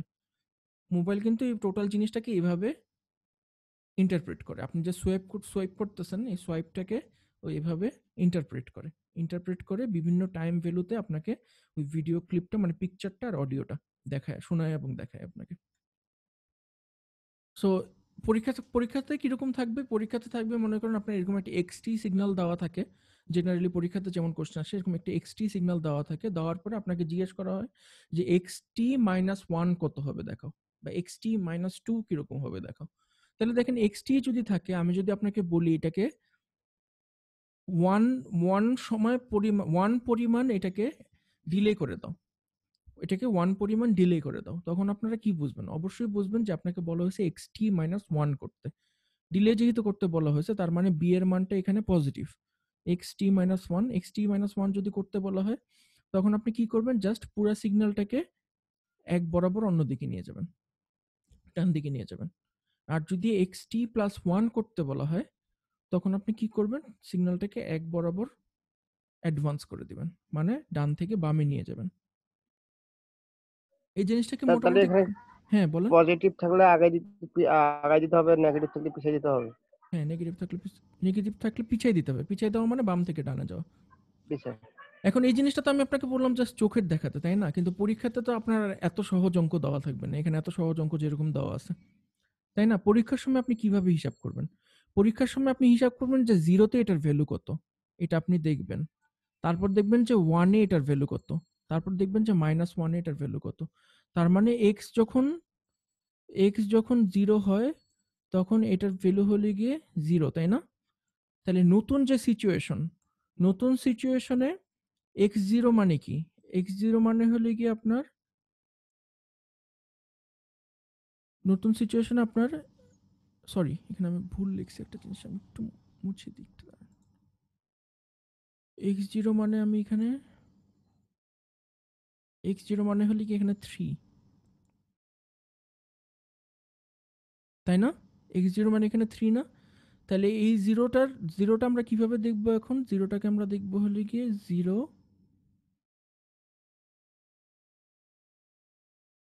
এই জিনিসটা 0 মিলে হয়ে যাবে হলে গিয়ে +1 সমান সমান হবে হলে গিয়ে এখন 3 তো হবে স্যার 3। তার মানে x এ 1 এর জন্য এটা হবে হলে গিয়ে এখন 3, ঠিক আছে? আর -1 এর জন্য এটা হয়ে যাবে হলে গিয়ে 0। এইভাবে আপনারা দেখবেন যে তিনটা করে লিখতে হবে স্যার। 3টা আপনি লিখবেন হলে গিয়ে x1 এর জন্য, নতুন ক্ষেত্রে আপনি x1 এর জন্য লিখবেন হলে গিয়ে এই যে এটার জন্য লিখবেন হলে গিয়ে 3, জি স্যার। ঠিক আছে? আমি আপনাদেরকে স্যার এই বইটা জিনিসটা খুলে বুঝতে রেখেছি। পারলাম না স্যার। মানে আপনার x0 তে আপনার ভ্যালু আছে হলে গিয়ে 3, তাই না? জি স্যার। x0 তে হলে গিয়ে ভ্যালুটা আছে 3। এখন নতুনটার ক্ষেত্রে আপনার xt-1, নতুন ফাংশনটাকে বলা হয়েছে হলে গিয়ে আপনার xt-1। তাহলে এখানে হলে গিয়ে আপনার t-1 হলে গিয়ে আপনার 0 -1 0 - 1, হ্যাঁ। ও না, দাঁড়ান। স্যার আমার এখানে একটা ছোট প্রশ্ন ছিল স্যার। হ্যাঁ, করেন, প্রশ্ন করেন। স্যার x এর মান যখন পজিটিভ 1 তখন এখানে স্যার এর মানটা কত হবে স্যার? x এর মানটা যখন পজিটিভ 1 হবে তখন আপনার এখানে মানটা 0 আসবে। অরিজিনাল ফাংশনে এটার ভ্যালুটা থাকবে 0। জি স্যার, তাহলে -1 এবং পজিটিভ 1 এর জন্য এখানে 0 আসতেছে। হ্যাঁ, -1 এবং পজিটিভের জন্য আসছে 0। তাহলে স্যার যখন এখানে আমরা x এর মান হাফ করতাম তখন স্যার ওই যে অন্যভাবে করতাম। x এর মান হাফ করতেন মানে আমি বুঝিনি আপনার কোশ্চেনটা। মানে x এর মান 0.5 বা এরকম ক্ষেত্রে x এর মান 0.5, আমি বললাম না আপনার সিগন্যালে আপনি যখন ভ্যালুগুলো বসাবেন, জেনারেলি আমরা ভ্যালুগুলো ইন্টিজার বরাবর বসাই। মানে হলে কি আপনার ফুল ভ্যালু আর কমপ্লিট ভ্যালু, কোনো ফ্র্যাকশন থাকবে না এখানে। জি স্যার। জেনারেলি আমরা ফ্র্যাকশন ভ্যালুটাকে কাউন্ট করি না। আমরা। Okay sir. আচ্ছা, টাইম শিফটিং অবশ্যই আপনাদেরকে দিই।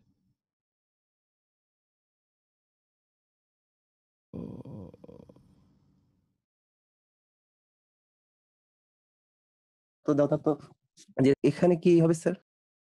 দাঁড়ান, আমি আপনাদেরকে দেখাচ্ছি। আমি স্ক্রিনটা শেয়ার করতেছি, দাঁড়ান দেখেন। শেয়ার স্ক্রিন দেখতে পারতেছেন আপনারা সবাই?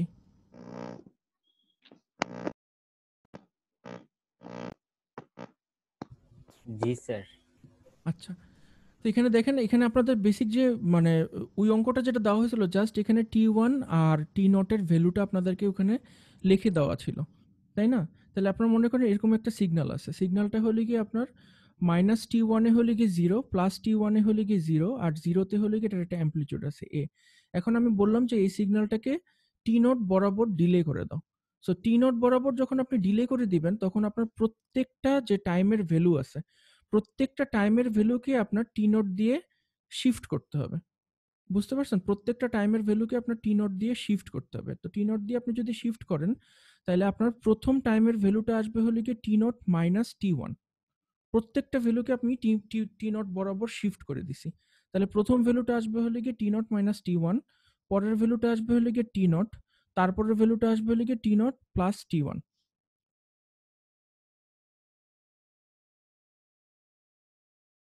বুঝতে পারছেন এই জিনিসটা? এই জিনিসটা একটু স্যার কনফিউশন স্যার, বুঝতে পারেন? দেখেন, পুরো সিগন্যালটাকে আমরা হলে গিয়ে t0 দিয়ে শিফট করে দিচ্ছি, তাই না? পুরো সিগন্যালটাকে আমরা ডান দিকে t0 দিয়ে শিফট করে দিচ্ছি।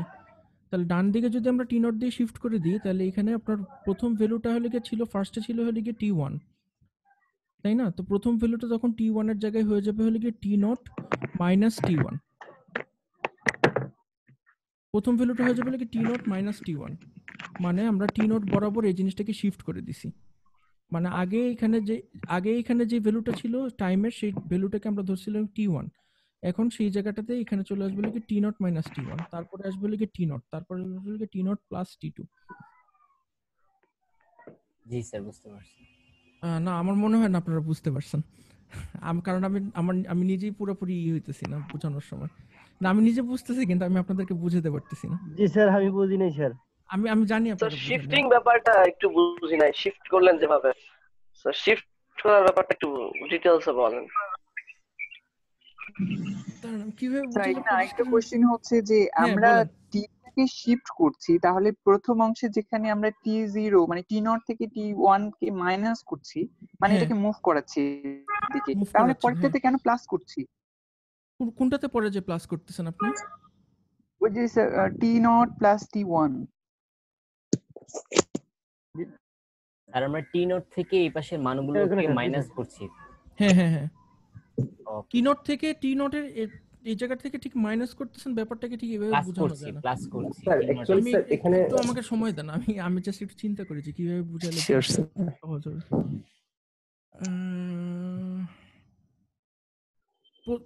প্রথমটা তো আপনারা এমনিতে বুঝছিলেন তাই না, যখন আমি বলছিলাম যে 103 এর মতো যদি আপনারা চিন্তা করেন যে কোনো একটা ফেজ যদি আপনারা ডিলে করেন বা ল্যাগিং লিডিং এর কথা যদি চিন্তা করেন, জাস্ট আপনারা সিগন্যালটাকে একটা নির্দিষ্ট অ্যাঙ্গেল বরাবর হয় বাম দিকে নিয়ে যান নাহলে ডান দিকে নিয়ে যান, ওইটা দিয়ে বুঝেন যে কোন সিগন্যালটা আরেকটা সিগন্যালের থেকে আগায় আছে বা পিছিয়ে আছে, তাই না?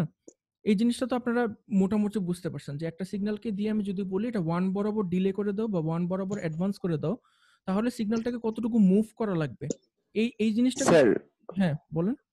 স্যার আপনি যেটা বলছেন যে অন বরাবর মুভ করাও, তখন স্যার আমার অন পয়েন্টটা কি আর এই টি নট পয়েন্টটা কি সেটাই আমার অন পয়েন্ট? সেটাই, হ্যাঁ 1 পয়েন্টেই টি নট পয়েন্ট। ও স্যার, তাহলে আমি এখানে যে টি নট মাইনাস টি অন লিখছি তখন আমি হ্যাঁ অন মাইনাস টি অন, তাই তো স্যার? 1 মাইনাস টি 1 এক্স্যাক্টলি, আপনি স্যার ঠিক এবার বলছেন। বুঝছি স্যার। স্যার তখন আমি অন মাইনাস আর অন প্লাস, মানে হ্যাঁ আমার টি নট পয়েন্টটাই তখন আমার ওই সেন্টার পয়েন্ট আমি আপনি চিন্তা আপনি করবো। একদম ঠিক বলছেন, একেবারে ঠিক বলছেন, কিন্তু আমি জানি না এটা বাকিরা বুঝছে নাকি, এই জিনিসটা বুঝাইতে আমার একটু ডিফিকাল্টি হচ্ছে। আমি তার মানে তার চেয়ে বরং আমাদের সিগন্যালটা যেখান থেকে স্টার্ট হচ্ছে সেই হ্যাঁ পয়েন্টটাকে শুধু আমরা মুভ করব, যে মানে যতদূর পর্যন্ত আমাদের মুভ করাতে হবে সেখানে আমাদের হচ্ছে এক্স্যাক্টলি, মানে আপনি স্টার্টিং পয়েন্টটা বেসিক্যালি কি হবে। করতেছেন, আমি আরো সহজ বলবো, আপনি বেসিক্যালি কি করতেছেন, আপনি আপনার অরিজিনটাকে শিফট করে ফেলতেছেন। মানে আপনার অরিজিনটা আগে ছিল হলে এরকম জিরোতে না, আপনি অরিজিনটাকে এখন জিরোতে না রেখে ওই টি নট পরিমাণ শিফট করে দিতেছেন। আপনি এটা যদি চিন্তা করেন, মানে আপনার আগে পুরো সিগন্যালটার অরিজিন কোথায় ছিল, পুরো সিগন্যালটার অরিজিন ছিল কিন্তু এই জিরোতে, তাই না? পুরো সিগন্যালটা তো জি আমরা তো স্যার, অরিজিন জিরোতে। বলতে কি বুঝি, অরিজিন বলতে বুঝি কোনো একটা কোঅর্ডিনেট সিস্টেম যদি আপনার থাকে ওটার একদম 0 পয়েন্ট যেখানে, ওই জিনিসটাকেই তো আমরা বলি অরিজিন, তাই না? তাহলে জি এই স্যার। পুরো সিস্টেমটার অরিজিন কোথায়? এই অবশ্যই 0 পয়েন্টটাতে অরিজিন। তাহলে অরিজিনটা আগে এখানে ছিল, কিন্তু আপনাকে যেই মুহূর্তেই xt মাইনাস xt নট করতে বলা হইলো, টি নট করতে বলা হইলো, তার মানে কি আপনি এই জিরোটাকে টি নট পরিমাণ শিফট করে দিচ্ছেন। মানে অরিজিনটা আগে ছিল জিরোতে, এখন অরিজিনটা যায় কোথায় হবে, টি নটে, তাই না? তার মানে আগে অরিজিনে যে ভ্যালুটা আপনি পাইতেছিলেন এ, এই ভ্যালুটা কোথায় যায় পাবেন আপনি এখন, টি নটে যায় পাবেন। এবার কি মোটামুটি ক্লিয়ার হয়েছে একটু?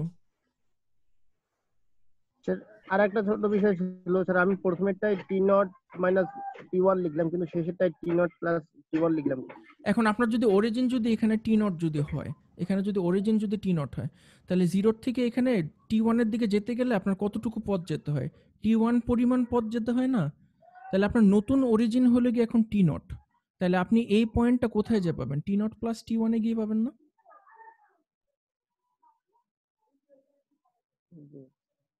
দেখেন নতুন অরিজিনটা হচ্ছে T0, আর হচ্ছে আমাদের এর আগে যেটা ছিল স্টার্টিংটা ছিল T1, সেটা মাইনাসে ছিল, আর পরেরটা মানে যেটা T1 আছে একটা পজিটিভে ছিল, এই হ্যাঁ কারণে একটাতে মাইনাস আর একটা প্লাস। এক্স্যাক্টলি, মানে টি নট থেকে আপনি টি ওয়ান পরিমাণ ডানে যাবেন একবার আর টি ওয়ান পরিমাণ বামে যাবেন একবার, তাহলে আপনি কি পাবেন, টি নট প্লাস টি ওয়ান পাবেন, টি নট মাইনাস টি ওয়ান পাবেন। ওকে স্যার, এবার বুঝতে পেরেছি। বুঝতে পারছেন? আমি যখন পরবর্তীতে অঙ্কগুলো দেখাবো আমি আশা করি আরেকটু ক্লিয়ার হবে, তবে আমার জন্য জিনিসগুলো নতুন বিধে আমি একটু মানে বুঝাতে ডিফিকাল্টি ফেস করতেছি, আশা করি আপনারা নিজেদের ইসে বুঝে নেবেন আর কি, মানে চেষ্টা করে বুঝে নেবেন। আর কোনো কোশ্চেন সরি থাকলে স্যার, তো স্যার অবশ্যই আমার করবেন। নেট কিছু প্রবলেম ছিল বলে স্যার একটু বের হয়ে যেতে হয়েছিল। স্যার আমি একটা জিনিস বুঝতেছি না স্যার, ওই যে হ্যাঁ আমি টি অন পয়েন্টটা বা আমার অন পয়েন্টটা আমি কিভাবে নির্ধারণ করব যে এই পয়েন্টে আমার মানে আপনি বলতেছেন যে এই টি ওয়ান স্যার, ইটা আপনি কিভাবে মাপবেন, মানে টি ওয়ান জি পরিমাণ কত হবে এটা, টি নটটা তাই না? তাহলে আপনি নটটা যদি স্যার, এই টি নট পয়েন্ট আমি আমি কিভাবে আপনার করব? কোশ্চেনটা বুঝতে পারছি, আমি আপনার আগে আপনার অরিজিন থেকে টি ওয়ানের যে দূরত্বটা ছিল এটা তো আপনি জানতে পারবেন, তাই না? মনে করেন এটা যদি 0 হয়, এটা যদি 1 হয়, তাহলে টি ওয়ান মানে কত, টি ওয়ান মানে 1, তাই না? জি স্যার। আমার কথাটা কি বুঝতে পারছেন আপনি? তাহলে ওই পরিমাপটাই জি আপনি স্যার, এখানে জি স্যার, বসাবেন। বুঝছি। নতুন অরিজিনের সঙ্গে একবার যোগ করবেন, নতুন অরিজিন থেকে একবার বিয়োগ করবেন। কারণ আপনার নতুন অরিজিনটাকে আমরা বলছি যে আগের অরিজিন থেকে টি নট পরিমাণ শিফট করে দাও। হয় ডানে নিয়ে যাও নাহলে বামে নিয়ে যাও। বুঝতে পারছেন? এরপরও যদি কোনো কোশ্চেন জি থাকে স্যার, করেন, তবে আমরা চলেন জি যে স্যার, আগে একটা অঙ্ক দেখে আসি। মানে অঙ্ক দেখে আসলে এরপরও যদি কোশ্চেন থাকে আপনারা জি অবশ্যই স্যার, কোশ্চেন করবেন, ঠিক সেটাই আছে? ভালো। অঙ্ক দেখে আসি। সলিমানের বইটা ফলো করতেছি এখন। সলিমানের বইটা আপনাদের আপলোড করে দেওয়া হয়েছে।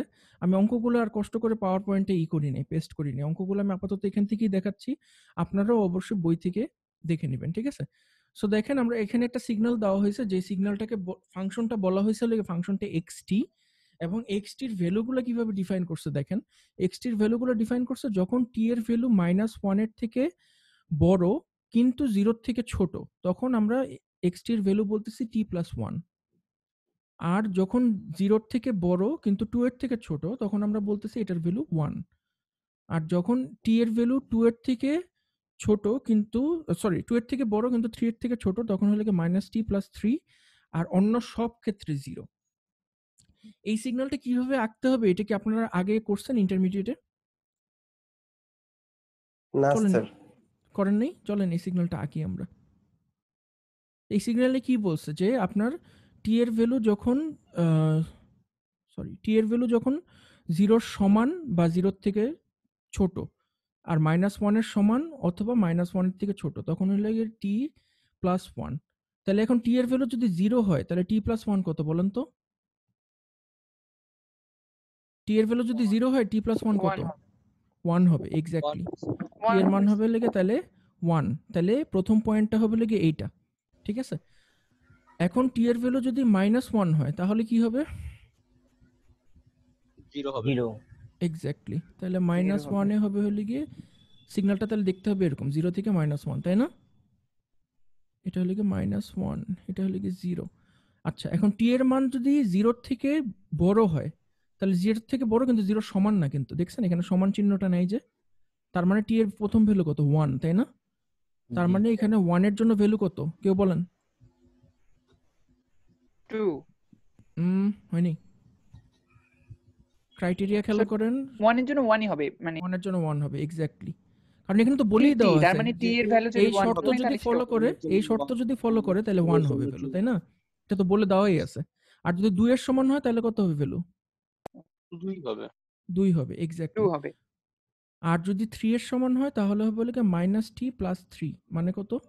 0, তাই না? 2 0 0 স্যার -t+2 জি স্যার 0। -3+3 সমান সমান 0। তাহলে আপনার ফাংশনটা দেখতে হবে হলো কি এরকম, তাই না? এখন আমাদেরকে বলছে যে এই ফাংশনটার জন্য দুইটা অপারেশন কমপ্লিট করতে বলছে। একটা অপারেশন বলছে যে t-2 করতে আর t+3 করতে। তার মানে কি এই জিনিসটাতে আপনি এটাকে কি করতেছেন, কোন দিকে সরাই দিচ্ছেন বলেন তো?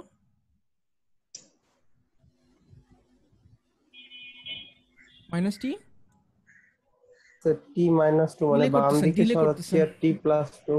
হ্যাঁ জি -2 স্যার, ডিলে -2 করছি। মানে ডিলে করতেছেন, তাই না? ডিলে করতেছে, আমরা ডিলে করবো স্যার 2 পর্যন্ত স্যার। এক্স্যাক্টলি। জি স্যার, আর +3 মানে অ্যাডভান্স করছি। অ্যাডভান্স করতেছেন, এক্স্যাক্টলি। তাহলে এখন আমরা এই অঙ্কটাকে কিভাবে করব পরীক্ষার সময়? দেখেন অঙ্কটাকে এখানে করে দেওয়া আছে। অঙ্কটাকে বলছে যে এখানে যদি t-2 করতে হয় আপনাকে, তাহলে আপনি যেটা করবেন যত জায়গাতে t আছে সব জায়গায় আপনি t এর বদলে t-2 লিখবেন, ঠিক আছে? তাহলে আগে যদি দেখেন যে আগে কি ছিল, আপনার আগে ছিল হলো সবকিছু এই যে ডান দিকে। আমি এক কাজ করি, পেজটাকে এই বরাবর নিয়ে আসি। হ্যাঁ, এখানে দেখেন সবকিছু টি টি যা ছিল t+1 -t+3, আর শর্তের মধ্যে ছিল টি তিনোটাই ছিল টি। কিন্তু দেখেন যখন t-2 আমরা করব, তখন আমরা কি করব, সব জায়গায় টি যেখানে ছিল সেখানে t সমান সমান t-2 লিখবো। সব জায়গায় t-2 লিখবো। সব জায়গায় t-2 করার পরে কি করব, আমরা জিনিসটাকে সহজ করব। কিভাবে সহজ করব দেখেন, এখানে t-2 + 1 এই জিনিসটাকে আমরা চাইলেই লিখতে পারি না t-1। স্যার আমার হ্যাঁ, ফোনের 1% চার্জ স্যার, যে কোনো সময় বন্ধ হয়ে যেতে পারে। আপনার কোনো কোশ্চেন থাকলে আপনি করে চলে যেতে পারেন। কোনো কোশ্চেন কি আছে আপনার? স্যার স্যার আচ্ছা, ঠিক আছে। স্যার ম্যাথটা ইম্পর্টেন্ট, ম্যাথ তো পরে ভিডিও দেখে নিন, আমি আজকেই আপলোড করে দিব। স্যার কিন্তু ম্যাথটাই তো স্যার দেখতে পাচ্ছেন স্যার, পরে ভিডিওটা স্যার হ্যাঁ ঠিক আছে, 3 ঘন্টা ক্লাস তো স্যার। রেকর্ডিংটা স্যার হ্যাঁ বুঝতে পারছি। টানা 3 ঘন্টা ক্লাসে স্যার মোবাইলের চার্জ স্যার ব্যাকআপটা সমস্যা হয়ে গেছে। আমারও এই একই আর সমস্যা হচ্ছে বা- কয়েকদিন ধরে, কারেন্টের সমস্যা করতেছে, লোডশেডিং হইতেছে খুব, ক্লাস প্রায় ডিসকানেক্ট হয়ে জি যেতেছে স্যার, আমার। বাড়ির বাইরে স্যার নেটওয়ার্ক পায় না স্যার, আর চার্জ আজকে মনে হয় খুব দিয়ে বৃষ্টিও বাইরে, তাই ভিডিও না? দেখলে স্যার মোবাইল গরম হয়ে যাচ্ছে। জি স্যার। আচ্ছা ঠিক আছে, সমস্যা নেই, আপনি চলে যেতে পারেন, প্রবলেম নেই, আপনি চলে যেতে পারেন। আচ্ছা এখানে দেখেন, শেষ করে দিলেও হয় স্যার, অনেক সময় তো আমি করে জাস্ট স্যার। আরেকটা অপারেশন দেখাবো, আরেকটা অপারেশন দেখেই আপনার ক্লাস শেষ করে দিব, কারণ আমি চিন্তা করছিলাম 2 ক্লাস নিয়ে একটা ক্লাস টেস্ট নিব, তো আমি যদি এটা না দেখি তাহলে আমার নিজে সিলেবাস সেট করতে একটু সমস্যা হয়ে যাবে। আপনারা জাস্ট একটু কষ্ট করে আর 15 মিনিট থাকেন, 15 মিনিট থাকলেই হবে। আপনারা কি এই অপারেশনটা বুঝতে পারছেন এটা কিভাবে করছে? এই জিনিসটা আপনারা ইন্টারমিডিয়েটে করছেন, আসলে আমি এই জন্য আমি আপনাদের উপর ছেড়ে দিচ্ছি যে আপনারা বুঝবেন। এই জাস্ট আমি একটা অঙ্ক দেখাই দিই, আমি চেষ্টা করবো স্যার। হ্যাঁ ঠিক আছে, তাহলে t-2 + 1 যদি হয়, এটাকে আমরা চাইলে t-1 লিখতে পারি। সিমিলারলি আপনার 3 নম্বর শর্তটা দেখেন, -t + 3, এটাকে যদি আপনারা সরল করলে আপনি এই জিনিসটাকে পাবেন যে -t + 5 -t + 2 হবে স্যার। প্লাস 5, প্লাসে মাইনাসে প্লাস হয়ে যাবে না এই 2টা, আর হ্যাঁ। +3 5, ঠিক আছে। আবার আপনি যদি শর্তগুলোকেও সহজ করেন তাহলে দেখবেন যে টি এর এখানে যে -2টা আছে, এই -2টা উঠানোর উপায়টা কি বলেন তো? প্রত্যেকটা সাইডকে 2 দিয়ে যোগ করা, তাই না? প্রত্যেকটা সাইডে আপনি যদি 2 যোগ করেন তাহলেই তো এই মাঝখানের অংশটুকু -2 মুক্ত হয়ে যাবে, তাই না? খেয়াল করে দেখেন তো, বুঝেন নাকি এই জিনিসটা? তাহলে আপনি 0-র সঙ্গে 2 যোগ করবেন, -1-এর সঙ্গে 2 যোগ করবেন, তাইলেই তো টিটা 2 মুক্ত হয়ে যাবে। এটা অঙ্কতে আপনারা করছিলেন, আপনারা যখন সরল অঙ্ক করতেন তখন এরকম উভয় সাইডকে সার্টেন কিছু একটা দিয়ে যোগ বা বিয়োগ করলে এটা ওই সংখ্যাটা মুক্ত হয়ে যেত, মনে আছে? তাহলে নতুন শর্তটা কি হবে? নতুন শর্তটা দাঁড়াবে হলে গিয়ে 1 আর এই সাইডে হলে গিয়ে 2। সিমিলারলি আপনি এরকম প্রত্যেকটা শর্ত চেঞ্জ করে নিতে পারেন। এখন আপনার এখানে যেই সিগন্যালটা থাকবে, এই সিগন্যালটাকে আপনি যদি প্লট করেন, তাহলেই আপনি t-2 এর জন্য সিগন্যালটা পেয়ে যাবেন। এই সিগন্যালটাকে যদি প্লট করেন তাহলে আপনি t-2 এর সিগন্যালটা পেয়ে যাবেন। তাহলে চলেন দেখি যে কথাটা কি সত্যি নাকি। এই সিগন্যালটাকে আমরা প্লট করি, চলেন। এই সিগন্যালটাকে স্যার প্লট করার এখানে জন্য কি এক্সাক্ট শর্ত 4টা আছে? হ্যাঁ শর্ত 4টা, এই যে 4টা শর্ত। স্যার এই যে t+1 স্যার এই 4টা শর্ত। হ্যাঁ, আগে যেটা আঁকলাম আমরা একটু আগে একটা সিগন্যাল আঁকলাম না? একটু আগে সিগন্যালটা কি ছিল? আমি এখানে জাস্ট রেফারেন্সের জন্য রেখে দিই। এরকম ছিল সিগন্যালটা, মনে আছে? এরকম সিগন্যাল ছিল যে একটা। তাহলে এখন আমরা যদি এই সিগন্যালটাকে যদি আঁকি, টাইম শিফটেড সিগন্যালটাকে আমরা যদি আঁকি, তাহলে কি দেখবো দেখেন। এখানে কি বলা হয়েছে, যখন এটা 1 এর সমান, তখন এটার ভ্যালু হলো কি t-1, তাই না? তাহলে 1 এটার ভ্যালু কত হবে আমাকে একটু বলে দেন তো। 0। 1 এটার ভ্যালু হবে 0, ঠিক আছে। তাহলে 2 এটার ভ্যালু কত হবে? 1 2 এটার ভ্যালু হবে 1, তাহলে এটা হলো কি 1, ঠিক আছে। 1 পর্যন্ত আঁকলাম 2 এ। তারপরে যখন এটা 3 হবে তখন কি হবে? তখন এই শর্তটা পূরণ হবে, তাই না? যখন 3 হবে এই শর্তটা পূরণ হবে। তাহলে t = 3 হলে হবে হলো 1, তাই না? t = যখন 4 হবে তখনও 1। t = যখন 5 হবে তখন কি হবে? কেউ বলতে পারবেন? এটা হলো কি t = 5। তাহলে 4 হবে। আবার বলেন, t = 5 হলে 0, এক্স্যাক্টলি। ও 0। তাইলে আমাদের নতুন যে টাইম শিফটেড সিগন্যালটা সেটা দেখতে হলো কি এরকম, তাই না? তাহলে কি হলো, বেসিক্যালি আপনারা যদি 2 বরাবর এটাকে যদি ডিলে করতেন, আমি যদি শুধু বলতাম যে 2 দিয়ে ডিলে করেন, আপনারা কিন্তু এই সিগন্যালটাই আঁকতেন, তাই না?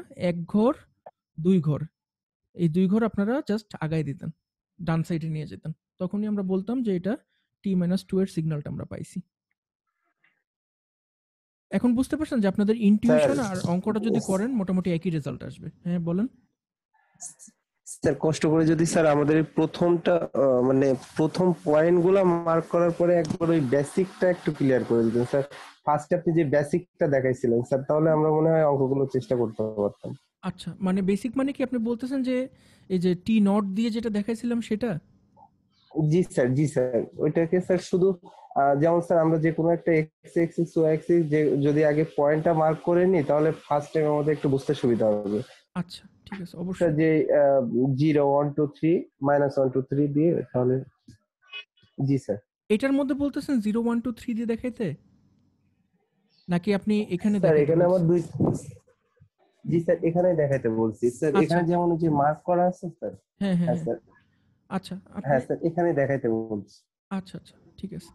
আপনি যদি তাহলে এই সিগন্যালটাকে যদি আমি এটা হলো কি এক্সটি এর জন্য সিগন্যালটা দেওয়া আছে, তাহলে এক্সটি মাইনাস টু এর জন্য যদি সিগন্যালটা আমরা আঁকি, তাহলে এক্সটি মাইনাস টু এর সিগন্যালটা আমরা কোথায় পাবো? এই জায়গাতে পাবো, তাই না? তখন 3 আর এখানে থাকবে হলো গিয়ে 4 আর এখানে থাকবে হলো গিয়ে 5, কারণ পুরো অরিজিনটাকে আমরা 2 দিয়ে শিফট করে ফেলতেছি, তাই না?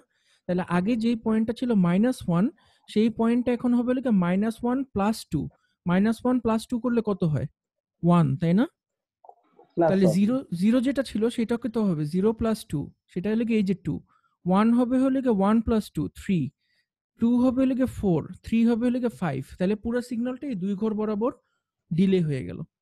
বুঝতে পারছেন আমার কথাটা? কিন্তু পরীক্ষার হলে তো আপনি জি জাস্ট স্যার। এরকম একটা জি সিগন্যাল স্যার দিলে বুঝছি। আরেকটা সিগন্যাল এঁকে দিলেন, এরকম হবে না। তখন আপনাকে এরকম ধাপে ধাপে অঙ্কটা করতে হবে। ঠিক আছে? এরপরও যদি আপনাদের কোনো কোশ্চেন থাকে জি আপনারা স্যার। অবশ্যই কোশ্চেন করবেন। আমি নেক্সট ক্লাসে চেষ্টা করব আপনাদের কোশ্চেনটা সমাধান করে দেওয়ার। এখন আমরা জাস্ট ফাইনালি আরেকটা বেসিক অপারেশন দেখব। সেই বেসিক অপারেশনটা হলো গিয়ে আপনার টাইম স্কেলিং। ঠিক আছে? টাইম স্কেলিং হলে কি আপনার কোনো একটা সিগন্যালকে আপনি যদি টাইমের এক্সিস বরাবর কম্প্রেস বা এক্সপান্ড করতে চান, তখন আমরা ওইটাকে বলি টাইম স্কেলিং। ঠিক আছে? এই জিনিসটা যদি আমরা একটা প্র্যাকটিক্যাল উদাহরণ দিলে আমরা দেখবো হলে গিয়ে আপনাদের মোবাইলে একটা ফিচার আছে পিঞ্চ টু জুম। আপনারা যখন কোনো একটা ছবি দেখেন, ছবিটা যখন দুইটা আঙ্গুল দিয়ে বড় করেন বা ছোট করেন, তখন জাস্ট কি করেন? পিঞ্চের মতো করে একটা মোশন করেন, তাই না? জাস্ট আঙ্গুল নিয়ে দুটো আঙ্গুল দিয়ে এই জিনিসটাকে বড় করে দেখেন বা ছোট করে দেখেন। বুঝতে পারছেন আমি কোনটার কথা বলতেছি?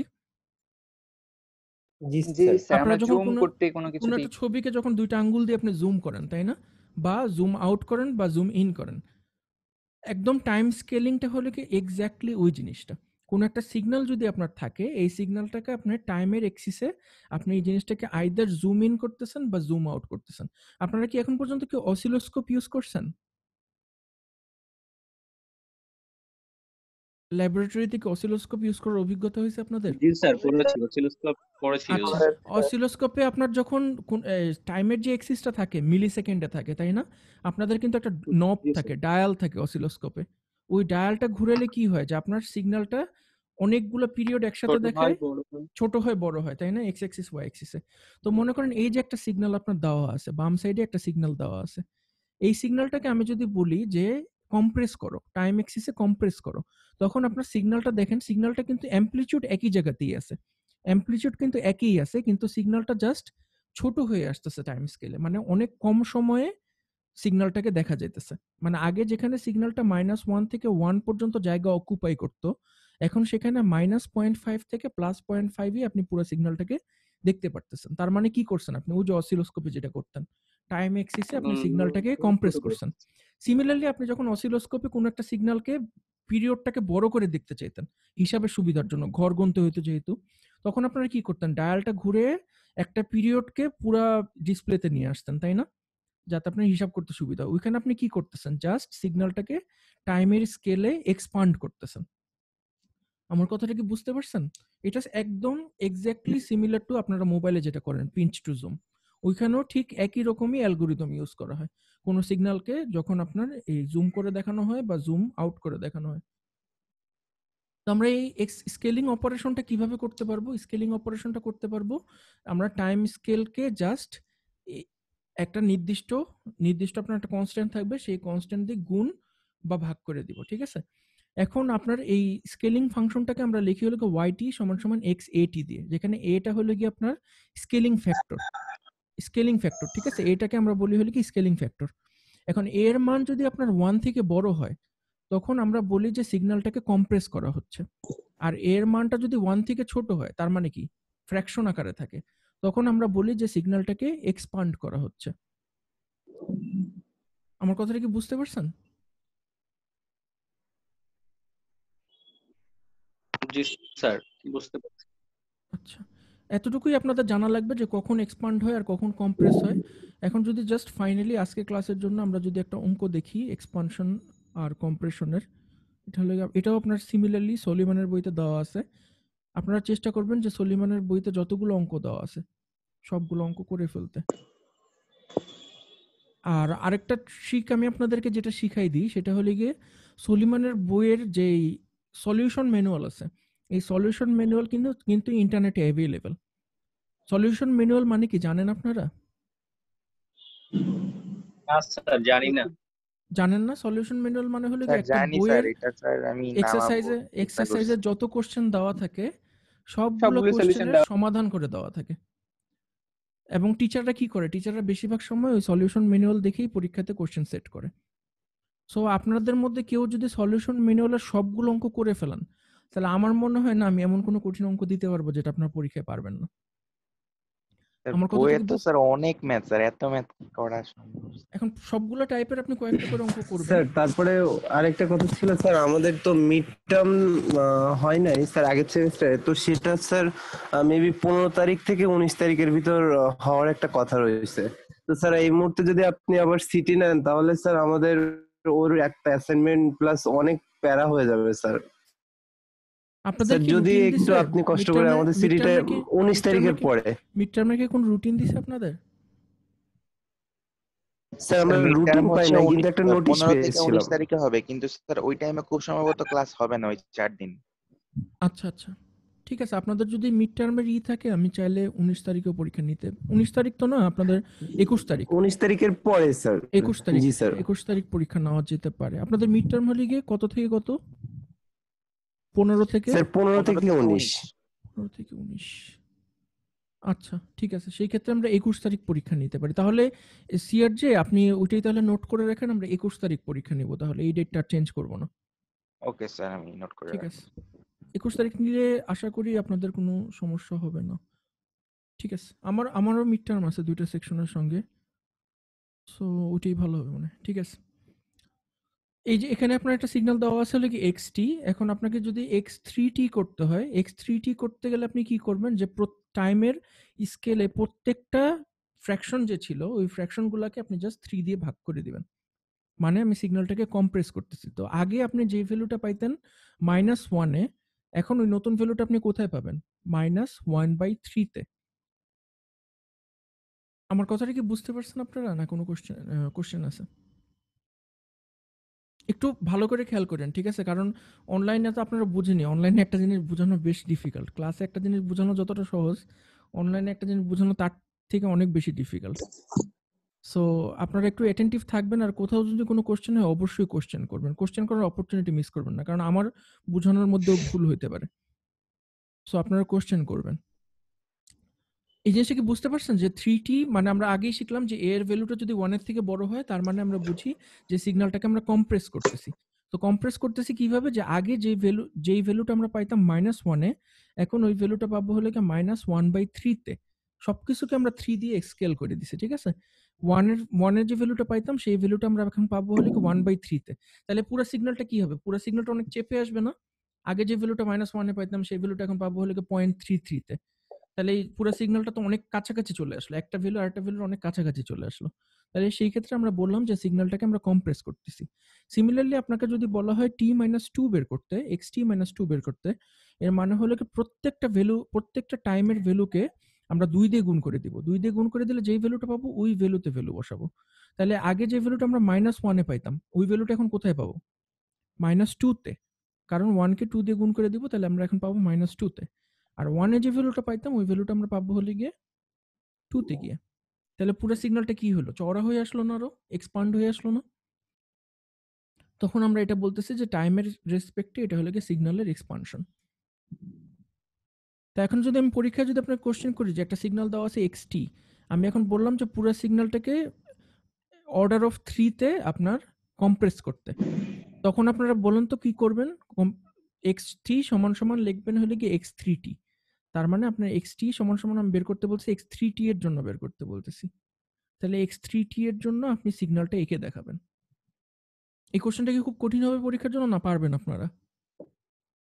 পারবো স্যার। পারবেন শুধু আমি মানে আশা করি। কম্প্রেশন মানে হচ্ছে ভাগ করতে হবে 3 দিয়ে। কম্প্রেশন মানে হলে গিয়ে x3t বের করবেন আপনি, ঠিক আছে? x3t বের করবেন, কিন্তু ভাগ করবেন কি কে? টাইমের স্কেলকে আপনি 3 দিয়ে ভাগ করে দিবেন।